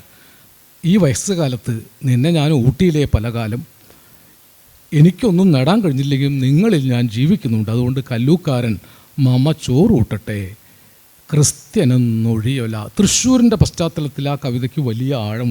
ഇങ്ങനെ എത്രയോ അനുഭവങ്ങളിലൂടെ മനുഷ്യനെ നവീകരിച്ചുകൊണ്ടാണ് വൈലോപ്പിള്ളി കവിതകൾ എഴുതിയത്. കവിതയുടെ ഏത് അർത്ഥത്തിലും, കന്നിക്കൊയ്ത്ത് ഞാൻ പറഞ്ഞതുപോലെ ഈ ആകയാൽ ഒറ്റയൊറ്റയായി കാണും ആകുല്ലികളെ പാടിടും വീണേ നീ കുതുകമോട് ആലപിച്ചാലും ഏകജീവിതാനശ്വര ഗാനം. ഇപ്പോൾ വയലാറിനെയും ഭാസ്കരനെയും കുറിച്ച് എഴുതിയ കവിത ഗന്ധർവ ബാലകന്മാരെന്ന കവിത പറഞ്ഞില്ലേ ഇവിടെ? ആ ഗന്ധർവ ബാലകന്മാരെന്ന കവിതയിൽ പറയുന്ന വയലാറൊക്കെ ഈ കവിതയിൽ നിന്നാണ് ആശയങ്ങൾ. ഒരുപക്ഷെ പല പാട്ടിലേക്കും ഈ ഏക ജീവിതത്തിൻ്റെ അനശ്വരത. പണ്ടൊരു നാടകഗാനം വയലാർ എഴുതിയിട്ടുണ്ട്, പക്ഷെ നിങ്ങൾക്ക് ഓർമ്മയുണ്ടാവും, പഴയ കാലത്ത് നാടകപാട്ടാ. പൂവനങ്ങൾക്കറിയാമോ ഒരു പൂവിൻ വേദന, പൂവിൻ വേദന. പൂവനങ്ങൾക്കറിയാമോ ഒരു പൂവിൻ വേദന, പൂവിൻ വേദന. ഓടക്കുഴലിനെന്തറിയാം പാടും കരളിൻ തേങ്ങലുകൾ, പൂത്തു പിന്നെയുമീ മലർവാടി പുല്ലാങ്കുഴലുകൾ പാടി. പൂവനങ്ങൾക്കറിയാമോ ഒരു പൂവിൻ വേദന, പൂവിൻ വേദന. ഒറ്റപ്പൂവിൻ്റെ വേദന ഒരു പൂവനം തീർക്കും. അതാണ് ഒറ്റപ്പൂവിൻ്റെ വേദനയാണ് ഈ പൂവനം തീർക്കുന്നത്. ഒരുപക്ഷെ ഒറ്റയായ മനുഷ്യൻ്റെ ആകുലതകളെയാണ് വൈലോപ്പിള്ളി പലപ്പോഴും അഡ്രസ്സ് ചെയ്തത്. പല കവിതയിലും ദാമ്പത്യത്തെക്കുറിച്ചുള്ള തൻ്റെ ദുഃഖം പറയുമ്പോഴും തൻ്റേതല്ലാത്ത ദുഃഖങ്ങൾ പറയുമ്പോഴും ഈ പറയുന്ന ഊഞ്ഞാലിലൊക്കെ ഒരു വെറ്റില 100 തേച്ച് നീ തന്നാലും ഈ തിരുവാതിര രാവ് താമ്പൂലപ്രിയയല്ലോ. അതിൽ ഈ വെറ്റിലയുടെ മണം അനവധി തവണ ആവർത്തിച്ച് ചവയ്ക്കുന്നത് വെറ്റില താമ്പൂല ചർവണം ഒരു വലിയ പ്രതിഭാസമാണ്. നമുക്ക് വിശപ്പ് തോന്നുമ്പോൾ വെറ്റില ചവയ്ക്കാം, അതുകൊണ്ടുള്ള ഗുണം വയറ് നിറയില്ല, പക്ഷേ തിന്നണമെന്നുള്ള ആഗ്രഹം നിൽക്കുകയും ചെയ്യും. ഈ താമ്പൂല ചർവണത്തിന് അങ്ങനെ ഒരു വഴിയുണ്ട്, ആഗ്രഹങ്ങൾക്ക് നിവൃത്തി വരുത്താൻ. എന്ത് മനോഹരമായിട്ടാണ് അതിൽ രതിയും ആഗ്രഹവും കാമവും രതിസാക്ഷാത്കാരവും തമ്മിലുള്ള സംഘർഷം. ഞാൻ ഇത്രയപ്പോൾ പറയുന്നുള്ളൂ, അത് വളരെ സൂക്ഷ്മത്തിൽ വായിക്കേണ്ടതാണ്. കാമവും രതിസാക്ഷാത്കാരവും തമ്മിലുള്ള സംഘർഷം. ഇന്നുമേ മുതുമാവിനോർമ്മയുണ്ടായി പൂക്കാൻ ഉണ്ണിതൻ കളിമ്പം അതിൽ ഒരു ഊഞ്ഞാലും കെട്ടി. അല്ലേ, ഈ പ്രായത്തിലും നിൻ്റെ ഉദരം എനിക്ക് പഴയതുപോലെ, നീ തടിച്ചിരിക്കുന്നു, നിൻ്റെ ഉദരം എനിക്ക് പഴയതുപോലെ എടുക്കാൻ ഇതൊക്കെ ഒരു കാലത്ത് മാത്രം, ഒരു വാനപ്രസ്ഥ കാലത്ത് വായിക്കുമ്പോഴാണ് ഊഞ്ഞാലിൽ എന്ന കവിതയ്ക്ക് അതിഗംഭീരമായ അർത്ഥവിധാനങ്ങളുള്ളത്. മാമ്പൂവിൻ്റെ മണം അത് നമ്മെ വല്ലാതെ ബാധിക്കും. മാമ്പൂവിൻ്റെ മണത്തിൻ്റെ മതകരമായ രത്യുദ്ദീപകതയെക്കുറിച്ച് MN വിജയൻ എഴുതിയത് ഞാൻ ആവർത്തിക്കുന്നില്ല. വിജയ മാഷ് ആവർത്തിച്ച് പറഞ്ഞു, ഏറെ മുഖച്ചുളി പോലുന്ന കവിതയാണ്. അനവധി അനുഭവങ്ങൾ കൊണ്ട് മുഖച്ചുളി ഉണ്ടാക്കിയ കവിതയാണ്, കാലാവസ്ഥ ഉണ്ടാക്കിയ കവിതയാണ്, മലയാളിത്വത്തിൻ്റെ മനസ്സിനെ ഒരു കാലാവസ്ഥയിലേക്ക് ഉപനയിച്ച കവിതയാണ്. മാമ്പഴം എന്ന കവിത പോലെ മലയാളിയെ സ്വാധീനിച്ച ഒരു കാവ്യവും പിൽക്കാലത്തും ഉണ്ടായിട്ടില്ല, അതിനു മുമ്പും ഉണ്ടായിട്ടില്ല. ആശാനെപ്പോലുള്ള ആളുകൾ മികച്ച മഹാകാവ്യങ്ങൾ എഴുതി ധാരാളം മഹാകാവ്യങ്ങളുണ്ടായിരുന്നെങ്കിലും മാമ്പഴം സ്വാധീനിച്ചതുപോലെ മലയാളിയെ ഒരു കാവ്യവും സ്വാധീനിച്ചിട്ടില്ല. അങ്കണത്തൈമാവിൽ നിന്ന് ആദ്യത്തെ പഴം വീഴുകെ അമ്മ തൻ നേത്രത്തിൽ നിന്നുതിർന്നു ചുടുകണ്ണീർ. വ്യർത്ഥമൂലം വിങ്ങിപ്പൊട്ടാറായ ഹൃദയത്തോടും തോരാത്ത കണ്ണുകളോടും കൂടി അങ്കണത്തൈമാവിൽ നിന്ന് തൻ്റെ മുറ്റത്ത് വീണ മാങ്ങ എടുത്ത് ആ അമ്മ നിൽക്കുന്നൊരു രംഗത്താണ് നമ്മൾ പൂർവ്വകഥ കേൾക്കുന്നത്. മാങ്ങ പൂങ്കുലയായിരുന്ന കാലത്ത് പൂങ്കുല തല്ലിക്കൊഴിച്ച കുട്ടിയോട് മാമ്പഴം വീഴുന്നേരം ഓടിച്ചെന്നെടുക്കേണ്ടവൻ പൂങ്കുല തല്ലുന്നത് തല്ല് കൊള്ളാഞ്ഞിട്ടല്ലേ എന്ന് പറഞ്ഞ് നല്ല തല്ല് കൊടുത്തപ്പോൾ മാമ്പഴം പെറുക്കുവാൻ ഞാൻ വരുന്നില്ല എന്നവൻ പറഞ്ഞു. അമ്മയുടെ മാങ്ങ എനിക്ക് വേണ്ട. വാക്കുകൾ കൂട്ടിച്ചൊല്ലാൻ വയ്യാത്ത കിടാങ്ങളെ ദീർഘദർശനം ചെയ്യും ദൈവജ്ഞരല്ലോ നിങ്ങളെന്ന് കവി അവിടെ പറയുന്നുണ്ട്. കുട്ടി അങ്ങനെ പറഞ്ഞു പോയതാണെങ്കിലും തുങ്കമാം മീനച്ചൂടിൽ തൈമാവിൻ മരതകക്കിങ്ങിണി സൗഗന്ധിക സ്വർണമായി തീരും മുമ്പേ മാങ്കനി പെറുക്കുവാൻ നിൽക്കാതെ മാതാവിൻ്റെ പൂങ്കുയിൽ കൂടും വിട്ട് പരലോകത്തെ പൂകി. ആദ്യത്തെ മാങ്ങ പഴുത്തു വീണു. അപ്പോഴാണ് മാങ്ങ എടുക്കുന്നത് അമ്മ. ഉണ്ണിക്കൈക്ക് എടുക്കാനും ഉണ്ണിവായ്ക്ക് ഉണ്ണാനുമായി വന്നതാണ് ഈ മാമ്പഴം വാസ്തവം അറിയാതെ. നീ ഇത് നുകർന്നാലേ അമ്മയ്ക്ക് സുഖമാവൂ എന്ന് പറഞ്ഞ ആ കുഞ്ഞു ശവക്കൂനയ്ക്ക് മുൻപിൽ ആ മാങ്ങ വെച്ച് തിരിഞ്ഞപ്പോൾ ഒരു തൈമണിക്കുളിർക്കാറ്റായി അരുമക്കുഞ്ഞിൻ്റെ പ്രാണൻ അമ്മയെ ആശ്ലേഷിച്ച് കടന്നുപോയി എന്നാണ് വൈലോപ്പിള്ളി എഴുതിയത്. ആ കവിത വായിച്ച തലമുറകളിലെ ഒരമ്മയും പിന്നീട് മക്കളെ ശിക്ഷിച്ചിരിക്കാൻ സാധ്യതയില്ല, മക്കളെ ശകാരിച്ചിരിക്കാൻ പോലും സാധ്യതയില്ല. മാമ്പഴം വായിക്കാത്ത അമ്മമാർ എന്ത് ചെയ്തു എനിക്കറിഞ്ഞു. മാമ്പഴം വായിച്ച ഒരമ്മയും പിന്നീട് കുഞ്ഞുങ്ങളെ ശിക്ഷിച്ചു കാണില്ല. ഞാൻ പറഞ്ഞു വന്നത്, ആ കവിത ഞങ്ങൾ മാമ്പഴം എന്ന പേരിൽ കൈരളി ചാനലിൽ ഒരു കാവ്യാലാപന പരിപാടി നടത്തി. നിങ്ങൾ പലരെങ്കിലും അത് കണ്ടു കാണും. 6-7 കൊല്ലം ഞങ്ങൾ മലയാള കവിതയെ ആളുകളെ കേൾപ്പിക്കുക എന്നൊരു മഹാദൗത്യം ഏറ്റെടുത്ത് വിജയകരമായോ എന്നറിയില്ല, പരാജയകരമല്ലാതെ കൊണ്ടു നടത്തി. ആളുകൾ ഇത് കണ്ടിരുന്നു, ധാരാളം ആളുകൾ കവിത കേട്ടിരുന്നു. അതിലൊരു അഭിമാനം ഇപ്പോൾ തോന്നാറുണ്ട്. എൻ്റെ ജീവിതത്തിൽ ഞാൻ ചെയ്ത സൽക്കർമ്മങ്ങളിലൊന്ന് ഈ 6-7 കൊല്ലം മലയാളികളെ കവിത കേൾപ്പിക്കുക എന്ന ശ്രമകരമായ ദൗത്യം ഏറ്റെടുത്ത് നടത്തി എന്നുള്ളതാണ്. അത് നടത്തിയ കാലത്ത് ഞങ്ങൾ ഈ മാമ്പഴം ഇടയ്ക്കിടയ്ക്ക് കാണിക്കും. കാരണം മാമ്പഴം എന്ന് അതിൻ്റെ പേര് വെച്ചത് തന്നെ വൈലോപ്പിള്ളിക്കുള്ള ഒരു ആദരം എന്ന നിലയ്ക്കാണ്. അപ്പോൾ അവസാനത്തെ ഘട്ടത്തിൽ 10ാമത്തെ സീസണിൽ എനിക്ക് നല്ല ഓർമ്മയുണ്ട്, മാമ്പഴം വന്ന അന്ന് രാത്രി എൻ്റെ ഫോണിലേക്കൊരു മെസ്സേജ് വന്നു. ആ മെസ്സേജ് അയക്കുന്നത് നിങ്ങൾക്കൊക്കെ അറിയുന്ന ഒരാളാണ്. ഇപ്പോൾ ആളത്ര പ്രശസ്തനല്ല, ഒരു കുട്ടിയാണ്. ടിൻറ്റുമോൻ എന്നാണ് ആ കുട്ടിയുടെ പേര്. അല്ലെങ്കിൽ ടിൻറ്റുമോൻ്റെ പേര് വെച്ചിട്ടുള്ളൊരു മെസ്സേജാണ്. അതിങ്ങനെയാണ്: അങ്കണത്തൈമാവിൽ നിന്ന് ആദ്യത്തെ പഴം വീഴുകെ അമ്മ തൻ നേത്രത്തിൽ നിന്ന് ഉതിർന്നു ചുടുകണ്ണീർ. ഇത് വൈലോപ്പിള്ളിയുടെ വരികളാണ്, നമുക്കൊക്കെ അറിയാമല്ലോ. അത് ഉദ്ധരിച്ചതിന് ശേഷം ടിൻറ്റുമോൻ അതിലൊരു ചോദ്യം ചോദിച്ചു: എന്തുകൊണ്ടാണ് മാങ്ങ വീണപ്പോൾ അമ്മയുടെ കണ്ണിൽ നിന്ന് കണ്ണുനീർ വന്നത്? വളരെ പ്രധാനപ്പെട്ടൊരു സാംസ്കാരിക ചോദ്യമാണല്ലോ. ടിൻറ്റുമോൻ ആൾ കൊള്ളാമല്ലോ എന്ന് കരുതി. ഇനി ടിൻറ്റുമോൻ ഇതിന് വല്ല ഉത്തരവും പറഞ്ഞിട്ടുണ്ടോ എന്നറിയാൻ വേണ്ടി ഞാൻ വെറുതെ ആ മെസ്സേജ് മേലേക്ക് വലിച്ചപ്പോൾ ടിൻറ്റുമോൻ അതിൻ്റെ ഉത്തരം പറഞ്ഞിട്ടുണ്ട്: മാങ്ങ വീണത് ആ തള്ളയുടെ തലയ്ക്കായിരിക്കും എന്നാണ് അതിൻ്റെ ഉത്തരം. എത്ര പെട്ടെന്നാണ് ഒരൊറ്റ മെസ്സേജ് കൊണ്ട് വൈലോപ്പിള്ളി ഉണ്ടാക്കിയ മാതൃസങ്കല്പത്തെ പോസ്റ്റ് മോഡേൺ യുഗത്തിന്, ഇതിപ്പം കുറേ പഴയത്, അന്ന് മെസ്സേജേ ആയിട്ടുള്ളൂ. ഇന്നിപ്പോൾ അതിനൊക്കെ കവിഞ്ഞ് AI വന്നു, ടെക്നോളജിയുടെ പല വികാസങ്ങൾ വന്നു. ഇപ്പം മനുഷ്യൻ്റെ ഉത്തമ മൂല്യബോധങ്ങളെ മല തുരക്കാൻ പറ്റില്ല എന്നതാണ്, ദുസ്സാധ്യമാണ്. നിങ്ങൾ മനുഷ്യർ വിചാരിച്ചാൽ ഈ മല തുറന്ന് തുരങ്കമുണ്ടാക്കാൻ പറ്റുകയില്ല. എന്തൊരു തൊഴിലാളി വർഗ ശക്തിയാണ്. ഞാൻ സൗന്ദര്യത്തെക്കുറിച്ച് പറഞ്ഞു കൂടുതൽ പറഞ്ഞത്, കാരണം എനിക്ക് പ്രിയം കൂടുതൽ സൗന്ദര്യത്തോടാണ്. ഒരു വലിയ തൊഴിലാളി വർഗ ശക്തിയാണ്. അപ്പുറത്തുനിന്ന് അപ്പൻ തുരക്കുന്നു, ഇപ്പുറത്തുനിന്ന് മകൻ തുരക്കുന്നു. എത്രയെത്രയോ ദിനരാത്രങ്ങൾ, എത്രയെത്രയോ സംവത്സരങ്ങൾ, അനേക സംവത്സരങ്ങൾക്ക് ശേഷം അപ്പനെ, എൻ്റെ ഒച്ച അപ്പൻ അങ്ങ് കേൾക്കാമോ? അപ്പനെ എനിക്ക് അസലായി കേൾക്കാം. അത് കേൾക്കുമ്പോൾ രോമാഞ്ചം കൊണ്ട് ഒരു തൊഴിലാളി വർഗ പക്ഷപാതിയായ കവി എഴുന്നേറ്റ് നിന്ന് ഇൻക്ലാബ് സിന്ദാബാദ് വിളിക്കും. നിങ്ങൾ തൊഴിലാളി വർഗ സിദ്ധാന്തത്തിന് എന്ത് പരാജയം വിധിച്ചാലും ഈ മലകൾ തുരന്നുണ്ടാക്കിയ പാതകൾ, ഈ പർവ്വതങ്ങളെ നീക്കം ചെയ്ത തൊഴിലാളികൾ, ചരിത്രത്തെ പുനർനിർമ്മിച്ച തൊഴിലാളികൾ, ചരിത്രനീതിയെ തിരുത്തിയവർ, അവരുടെ പക്ഷത്ത് തന്നെയാണ് കവി എന്നും നിലയുറപ്പിച്ചത്. അതുകൊണ്ട് അവിടെ നിൽക്കുമ്പോൾ തന്നെ കെട്ട ജീവിതം എന്ന് കവി പറഞ്ഞു. ഒരിടത്തെപ്പോഴോ പറഞ്ഞു, കെട്ട ജീവിതം ഉണ്ടെനിക്കെന്നാൽ മറ്റൊരു കാവ്യജീവിതം മന്നിൽ. എൻ്റെ കാവ്യജീവിതം എൻ്റെ കെട്ട ജീവിതത്തെ പൂരിപ്പിക്കുന്ന ഇങ്ങനൊരു കവിയും പറഞ്ഞിട്ടില്ല. കുഞ്ഞിരാമൻ നായർക്കൊക്കെ ഈ അവസാനം വരെ ഈ ദുഃഖമുണ്ടായിരുന്നു. ഒരൊറ്റ വേഷം കണ്ടില്ല, ഒഴുക്കിൽ കയറിയില്ല ഞാൻ എങ്ങനെ ഞാൻ കളി കാണാതെ തുടങ്ങിയവൻ എങ്ങനെ രക്ഷപ്പെടും? സ്മേരമനോഹര വേഷങ്ങൾ കഴിച്ചുപോയി ഘോര ഗുരു ശാപ കാമില ബാധയാൽ ബോധമില്ലാതെ കിടക്കും അവസ്ഥയ്ക്ക് മീതയായി ഘോര വിപത്ത് എന്ത് ഭൂമിയിൽ എന്നൊക്കെയുള്ള ആത്മശാപത്തിൻ്റെയും ആത്മനിന്ദയുടെയും ആത്മവിലാപത്തിൻ്റെയും ഭാഷയിലാണ് കുഞ്ഞിരാമൻ നായർ സംസാരിച്ചത്. ഞാൻ കുഞ്ഞിരാമൻ നായരുടെ കാൽപ്പാടുകൾ പിന്തുടർന്നുകൊണ്ട് 85 തൊട്ട് 94 വരെ നടത്തിയ യാത്രയുടെ സാകല്യമാണ് പിയുടെ പ്രണയപാപങ്ങൾ എന്ന പുസ്തകം. ഞാൻ അദ്ദേഹത്തിൻ്റെ അനവധി കാമുകിമാരെ കണ്ടു. പക്ഷെ അത്ഭുതകരമായ കാര്യം, നമ്മൾ ചീത്ത പറയുമെന്ന് വിചാരിച്ച കാമുകിമാരൊക്കെ വളരെ പ്രണയത്തോടുകയാണ് പറഞ്ഞത്. ഗന്ധർവനല്ലേ? പാറൂട്ടി ടീച്ചറിനോട് പറഞ്ഞ ടീച്ചർ മരിച്ചുപോയി. ഗന്ധർവൻ്റെ രീതി നമുക്ക് മനസ്സിലാവില്ലല്ലോ, നമുക്കാ കുഴപ്പം പറ്റിയത്. അങ്ങനെ ഇന്നിപ്പോൾ എങ്ങനെയായാലും മീറ്റ് ടു കേസിൽ പിടിക്കാൻ സാധ്യതയുള്ള ഒരാളാണ് കവി. പക്ഷേ ഗന്ധർവനായിട്ടാണ് ആ കേസിലെ പ്രതികളൊക്കെ അദ്ദേഹത്തെ വിചാരിച്ചത്. ആ കാലമല്ല, ആ കാലത്ത് വൈലോപ്പിള്ളി അങ്ങനെയല്ല എഴുതിയത്. ആ കാലത്ത് വൈലോപ്പിള്ളി ചങ്ങമ്പുഴയിൽ നിന്ന് ബഹുദൂരം അകന്നാണ്. പക്ഷേ ഇടപ്പള്ളിയിലെ ഗന്ധർവനെക്കുറിച്ച് അദ്ദേഹം മരിച്ചതിന് ശേഷം അദ്ദേഹം എഴുതിയൊരു കവിതയുണ്ട്. അത് വല്ലാത്തൊരു കവിതയാണ്.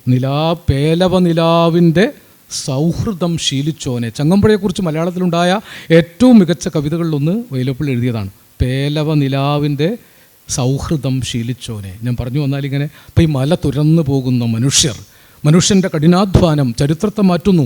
നിൻ കുടി ഒഴിയണം എന്ന് പറഞ്ഞവൻ്റെ ദുഷ്പ്രഭുവിൻ്റെ പുലയാടിയായ ദുഷ്പ്രഭുവിൻ്റെ കൊട്ടാരവും കോട്ടയും തകർത്ത് വെന്നു നീ പുലർന്നു നിന്നുദാരമാം ശ്രാവണമാസം എന്ന് പറയാൻ കേട്ടുവോ എന്നോട് ഒച്ച വേറിട്ടെന്ന് ചോദിക്കുന്നവളുടെ അതിൻ്റെ പ്രണയമൊക്കെ ഇങ്ങനെ വൈലോപ്പിള്ളിയിലേക്ക് പ്രവേശിച്ചാൽ ഒരു കാന്താരമാണ്. ഏതിലയും മധുരിക്കുന്ന, ഏത് ചുള്ളിക്കമ്പും ശക്തമായി നിൽക്കുന്ന, ചരിത്രത്തിൻ്റെ പേശീബലമുള്ള കർത്തൃത്വശേഷിയുള്ള കവിതയാണ് വൈലോപ്പിള്ളിയുടേത്. അതുകൊണ്ടാണ് വൈലോപ്പിള്ളിയെ വായിക്കുമ്പോൾ നമുക്ക് ചരിത്ര പ്രതിസന്ധികളിൽ മുന്നോട്ട് കുതിക്കാനുള്ള അക്ഷരായുധ ബലം ചങ്ങമ്പുഴ വൈലോപ്പിള്ളി നമുക്ക് തരും. ചങ്ങമ്പുഴ ഒരു പക്ഷേ മലരൊളി ചിതറുന്ന മധുചന്ദ്രികയിൽ മഴവിൽ കൊടിയുടെ മുനമുക്കി എഴുതിയ പ്രണയകൽപ്പനാവിലാസങ്ങൾ മോശമാണെന്നൊന്നും ഞാൻ ഒരു കാലത്തും പറയില്ല. ഒരു കവിയും മോശമല്ല, താരതമ്യം ചെയ്ത് ഞാനോട്ട് പറയാറുമില്ല. പക്ഷേ ഞാൻ വിചാരിക്കുന്നു, സ്വന്തം ജീവരക്തത്തിൽ തൂലിക മുക്കി കേവലമൊരു മായാമയൂര തൂവലാക്കുന്നത് എന്തിനൻ തൂവൽ? എന്തൊരു ചോദ്യമാണ് ചോദിക്കുന്നത്. കേവലം ഒരു മായാമയൂര തൂവലാക്കുന്നത് എന്തിനൻ തൂവൽ? നിങ്ങൾ എന്തിനാണ് കാൽപ്പനികമായി എൻ്റെ തൂവലിനെ ഒരു മായാമയൂഖ തൂവലാക്കിയിട്ട് അവതരിപ്പിക്കുന്നത്? ജീവശോണിതം മൂറിടട്ടെ എന്നാണ്. ജീവശോണിതം അതിൽ പലയിടത്തും പറഞ്ഞിട്ടുണ്ട്. സൊല്ലയാലെ ഞങ്ങൾ ഈ കെട്ട് മെല്ലെ മെല്ലെ അഴിക്കുവാൻ നോക്കി, ചെറ്റഴിക്കവേ എന്ത് ഉപബോധവൃത്തിയോ പിണച്ചേറെ മുറുക്കി. ഇതൊരു വ്യവസ്ഥ ഉണ്ടാക്കുന്ന പ്രശ്നമാണ്. നമുക്ക് ഈ കൊടുംകെട്ട് അഴിക്കണമെന്നുണ്ട്, നമ്മളത് അഴിക്കുന്നുണ്ട്. സൊല്ല കൊണ്ടാണ്, നമുക്ക് ഈ കെട്ടുണ്ടാക്കുന്ന സൊല്ല കൊണ്ട്, ഈ കെട്ടുമുറുക്കം ഉണ്ടാക്കുന്ന സൊല്ല കൊണ്ട് മെല്ലെ മെല്ലെ അഴിക്കുവാൻ നോക്കി, ചെറ്റഴിക്കവേ എന്ത് ഉപബോധവൃത്തിയോ പിണച്ച് ഏറെ മുറുക്കി. അവിടെയാണ് ഒറ്റ വെട്ടുകൊണ്ട് വൈലോപ്പിള്ളി ആ കയറ് പൊട്ടിക്കുന്നത്. ഇപ്പം ചില്ലറ പണിയല്ല വൈലോപ്പിള്ളി ചെയ്തത്. യുഗസംക്രാന്തിയുടെ കവിയല്ല, യുഗസൃഷ്ടിയുടെ കവിയാണ്. വൈലോപ്പിള്ളിയെക്കുറിച്ച് വേണമെങ്കിൽ എനിക്ക് മണിക്കൂറുകളോളോ ദിവസങ്ങളോളോ സംസാരിക്കാം. എൻ്റെ മനസ്സിൽ കവിതകൾ തള്ളിക്കയറി വരുന്നുണ്ട്. ഞാനത് മുഴുവനൊന്നും പറഞ്ഞ് നിങ്ങളെ ബോറടിപ്പിക്കുന്നില്ല. വിശേഷം രഘു വൈകിയാണ് വന്നതെങ്കിലും രഘുനാഥൻ ഇപ്പോൾ ചെയ്തുകൊണ്ടിരിക്കുന്ന ഒരു വലിയ ചരിത്ര സേവനം, വിക്കേനെ മുക്തകണ്ഠം വിക്കേനെ എഴുതുന്നതിലൂടെ അനശ്വരനാക്കിയ അദ്ദേഹം വൈലോപ്പിള്ളിയെ ഈ കാലത്ത് അനശ്വരനാക്കാൻ നടത്തുന്ന വലിയ ശ്രമത്തെ അങ്ങേയറ്റം ബഹുമാനിക്കുന്ന ഒരാളാണ് ഞാൻ. രഘു ഒന്ന് ഉദ്ഘാടനം ചെയ്ത് സംസാരിച്ചാൽ മതി എന്നാണ് വിചാരിച്ചത്. പിന്നെ ചിലപ്പോൾ നീണ്ടുപോയതുകൊണ്ടാണ് ഞാനത് തുടങ്ങിയത്. അതുകൊണ്ട് ഞാൻ ഇനിയും എനിക്ക് സംസാരിക്കാനുണ്ട്. ഇനിയും വൈലോപ്പിള്ളി സ്മാരക സമിതി എന്നെ വിളിക്കണം. വിളിച്ചില്ലെങ്കിലും ഞാൻ വരാം. വൈലോപ്പിള്ളിയെക്കുറിച്ച് പറയാനുള്ളത് മുഴുവൻ ഊഞ്ഞാലിനെക്കുറിച്ചൊക്കെ എത്ര ദീർഘമായി പറഞ്ഞാൽ അവസാനിക്കില്ല. വർക്കത്ത് കെട്ട താറാവ് എന്നൊരു കവിതയുണ്ട്. ഒരു പക്ഷേ വർക്കത്ത് കെട്ട താറാവ് എന്ന പേരിലും മലയാളത്തിലൊരു കവിത ഉണ്ടായിട്ടില്ല. താറാവ് ഇത്ര വർക്കത്ത് കെട്ടതാണെന്നും അല്ലെന്നും നമുക്ക് ആ ഒറ്റ കവിത കൊണ്ട് മനസ്സിലാവും. അവസാനിപ്പിക്കാം. അരിയില്ലാഞ്ഞിട്ട് എന്ന കവിത എങ്ങനെയാണ് ഈ നിസ്വവർഗത്തോട് ചേർന്ന് നിൽക്കുന്നത്? ആ പാവം ജീവിച്ച നാൾ അവനെ തുണയ്ക്കാഞ്ഞോർ തൽപ്രാണനെടുത്തപ്പോൾ താങ്ങുവാൻ മുതിർന്നെത്തി. ഈ കാലത്തും എത്ര പ്രസക്തമാണ്. ജീവിച്ച കാലത്ത് തുണയ്ക്കാത്തവരൊക്കെ ചത്തുപോയാൽ താങ്ങാൻ വരും. നമുക്ക് നല്ല ബോധ്യമുള്ള കാര്യമാണ്. ചത്തുപോയാൽ ആളിൽ ഒരുപാടുണ്ടാവും, ജീവിച്ചിരിക്കുമ്പോൾ തുണയ്ക്കില്ല. ആ പാവം ജീവിച്ച നാൾ അവനെ തുണയ്ക്കാഞ്ഞോർ എടുത്തപ്പോൾ താങ്ങുവാൻ മുതിർന്നെത്തി. ചെറിയോർകളെപ്പോലെ പെരിയോർകളും മണ്ണിൽ മരണത്തിന് ശേഷം മാലോകർക്ക് ഇഷ്ടം ചേർപ്പു. മരിച്ചവർ വലിയവരായില്ലെങ്കിലും ചെറിയവർ മരിച്ചാലും മരിച്ചതിന് ശേഷം ആൾക്കാർക്ക് ഇഷ്ടമാണ്. മാവ് വെട്ടുന്നു, ചിലർ വേലി തട്ടുന്നു, ചിലർ ആവതും വിധവയെ ആശ്വസിപ്പിപ്പു, ചിലർ അല്ലേ വിസ്തൃതം അയൽ പ്രഭുഗ്രഹത്തിന് കാരുണ്യത്താൽ കച്ച വാങ്ങുവാനുള്ള കാശും അങ്ങ് എത്തിച്ചേർന്നു. കണക്കായെല്ലാം ഞങ്ങൾ ഇറക്കി നിലത്ത്, എന്നാൽ ഉണക്കലരി വേണം ഇത്തിരി ചുറ്റും തൂവാൻ. ഞങ്ങൾ നിലത്തിറക്കി കിടത്തിയിട്ടുണ്ട്, അതിന് വലത്ത് വയ്ക്കാൻ ഇത്തിരി ഉണക്കലരി വേണം. കരയുന്നതിനിടയ്ക്ക് ഓതിനാൾ കുടുംബിനി, അരിയുണ്ടെങ്കിൽ അങ്ങോരന്തരിക്കില്ലല്ലോ. ഇതൊരു വല്ലാത്ത രാഷ്ട്രീയ ചോദ്യമാണ്. മനുഷ്യവംശം പട്ടിണി കിടക്കുന്ന കാലം വരെ വൈലോപ്പിള്ളിയുടെ ഈ രാഷ്ട്രീയമായ ചോദ്യം മുഴങ്ങിക്കൊണ്ടിരിക്കും. എങ്ങു മനുഷ്യന് ചങ്ങല കൈകളിൽ അങ്ങൻ കയ്യുകൾ നൊന്തിയിടുകയാണ്, എങ്ങോ മർദ്ദനം അവിടെ പ്രഹരം വീഴുന്നത് എൻ്റെ പുറത്താകുന്നു എന്ന ആഫ്രിക്കയിൽ NV എഴുതിയതിനേക്കാൾ തീക്ഷ്ണമായ ചോദ്യമാണ് അരിയുണ്ടെങ്കിൽ അങ്ങോര് അന്തരിക്കുകയില്ലല്ലോ. അഴിയില്ലാതെ മരിക്കുന്ന 35,000-ഓളം കുട്ടികളാണ് പലസ്തീനിൽ പട്ടിണി മരണത്തിൻ്റെ വക്കിലെത്തിക്കിടക്കുന്നത്. ഞാനതിലേക്കൊന്നും ഇപ്പോൾ കിടക്കുന്നില്ല. മാനവരാശി വേദനയുടെ, യാതനയുടെ, ദുഃഖത്തിൻ്റെ, പോരാട്ടത്തിൻ്റെ, സമരത്തിൻ്റെ, അതിജീവനത്തിൻ്റെ പാതയിൽ സഞ്ചരിക്കുമ്പോഴെല്ലാം ഏതെങ്കിലും ഒരു ചരിത്ര സന്ദർഭത്തിൽ നമ്മോട് വൈലോപ്പിള്ളി സംസാരിക്കും, പോരുമിത്തിരി മെയ്യിന് സർവം പോരാ മാനുഷ സത്ത പുലർത്താൻ. എന്തൊരു വലിയ ദർശനമാണ്. ശരീരത്തിന് ഇത്തിരി മതി, മനുഷ്യ സത്ത പുലർത്താൻ ഈ പ്രപഞ്ചത്തിലെ മുഴുവൻ ഉണ്ടായാലും മതിയാവുകയില്ല. പോരും ഇത്തിരി മെയ്യിന് സർവം പോരാ മാനുഷ സത്ത പുലർത്താൻ.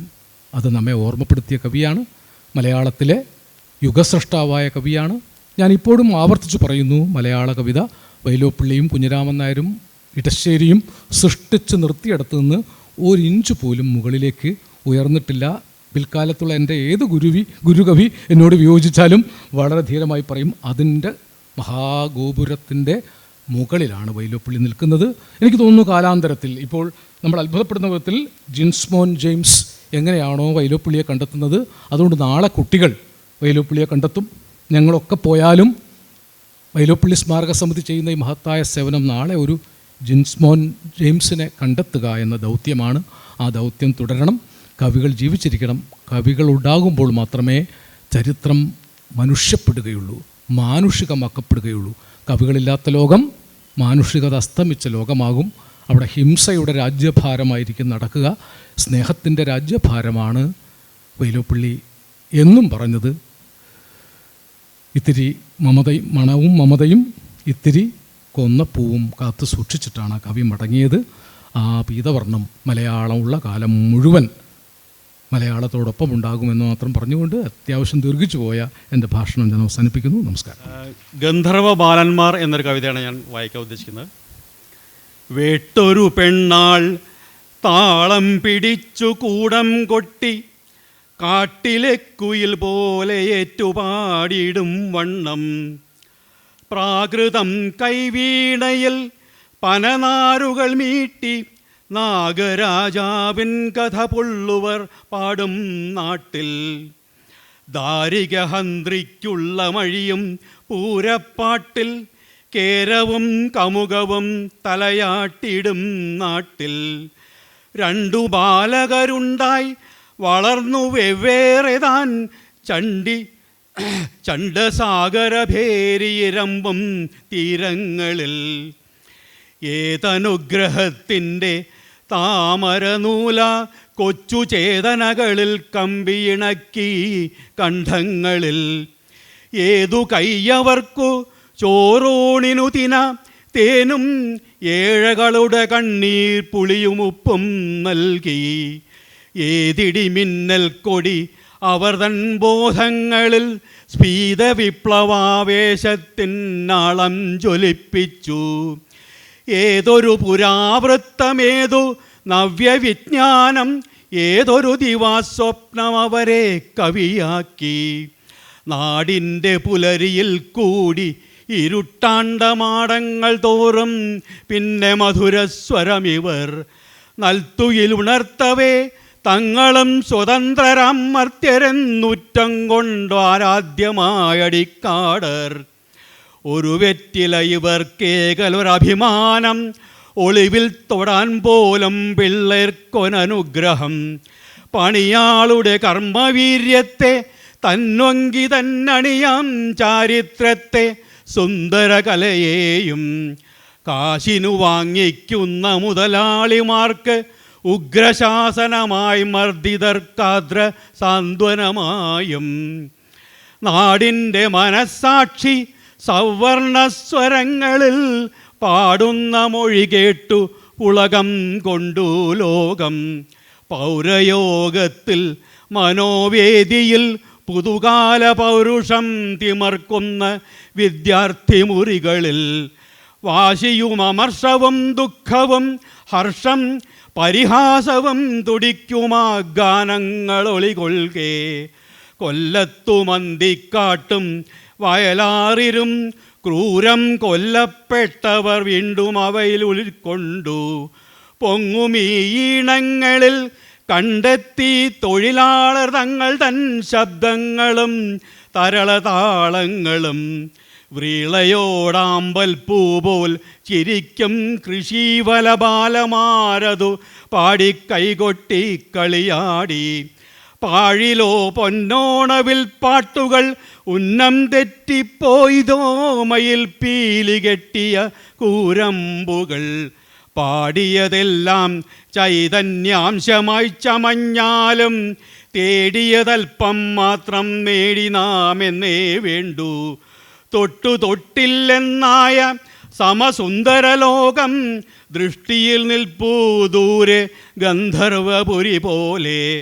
മർത്യമാനസചേഷ്ട വൈരുദ്ധ്യമെന്തോതേണ്ടു മറ്റൊരു തീരം പൂകി മുതലാളർക്കായി പാടി. അവർ വിത്തവും വാരിക്കൂട്ടി കീർത്തിയുമെന്നാൽ അരജഗൃഹത്തിലെ ചിത്രകാരരെ പോലെ. മനസ്സിലുറങ്ങുന്ന സൗന്ദര്യങ്ങളെ തട്ടിയുണർത്തി ചടുലമായി പകർത്തി വർണ്ണങ്ങളിൽ. എന്തു പാട്ടുകളെന്തു ചിത്രങ്ങൾ നാനാസ്തോഭബന്ധുരം നവനവ കൽപ്പനാമനോഹരം. ജീവിത ചലച്ചിത്ര സൂക്ഷ്മരമ്യഭാവങ്ങളീ വിധം മണിച്ചൊല്ലിലിന്നോളം പാടിയിലാരും. ചിരിയാൽ കണ്ണീർപ്പാടം. ബസ്സു വന്നുപോയി ദൂരാലിരമ്പം കേൾപ്പൂ. വേഷം വിസ്തരിച്ചതുപോരും അമ്പലത്തിലേക്കല്ലേ. പിന്നെയും ചന്തം ചാർത്തിത്തങ്ങി നീ ഭദ്രേ. ബസ് വന്നു പോയി സവിഷാദം നിന്നു നാമാലിൻ ചോട്ടിൽ. സ്റ്റാൻഡിലെത്തണം, വണ്ടി കിട്ടുവാനിനി ദൂരം. താണ്ടണമങ്ങോട്ടേക്ക് നാഴിക 2-3. വഴി ലാഭിക്കാം പാടം മുറിച്ചാലെന്നോതി നീ വർഷപ്പാടം. ഞാനും അർദ്ധസമ്മതം മൂളി. വഴുക്കുന്നുണ്ടേ നല്ലതാ വരമ്പാണെന്നൊക്കെ മയത്തിലതുമിതും ദാക്ഷിണ്യം പറഞ്ഞാലും. ആ വഴിയൂടെ നീങ്ങി മുന്നോട്ട് മന്ദം നമ്മൾ. ആവതും മിണ്ടാതെയാ മൗനത്തിനടിത്തട്ടിൽ. തമ്മിലത്രമേലിഷ്ടമാകിലും സ്നേഹസ്വാർത്ഥ ജൃംഭിതങ്ങളാൽ പരിഭവത്താൽ അസൂയയാൽ കാറുമൂടിയ കണ്ണീർ പാടത്തു മുന്നോട്ടേക്ക് കാലിടറവേ നീങ്ങും മുഗ്ധമാം രണ്ടാത്മാക്കൾ.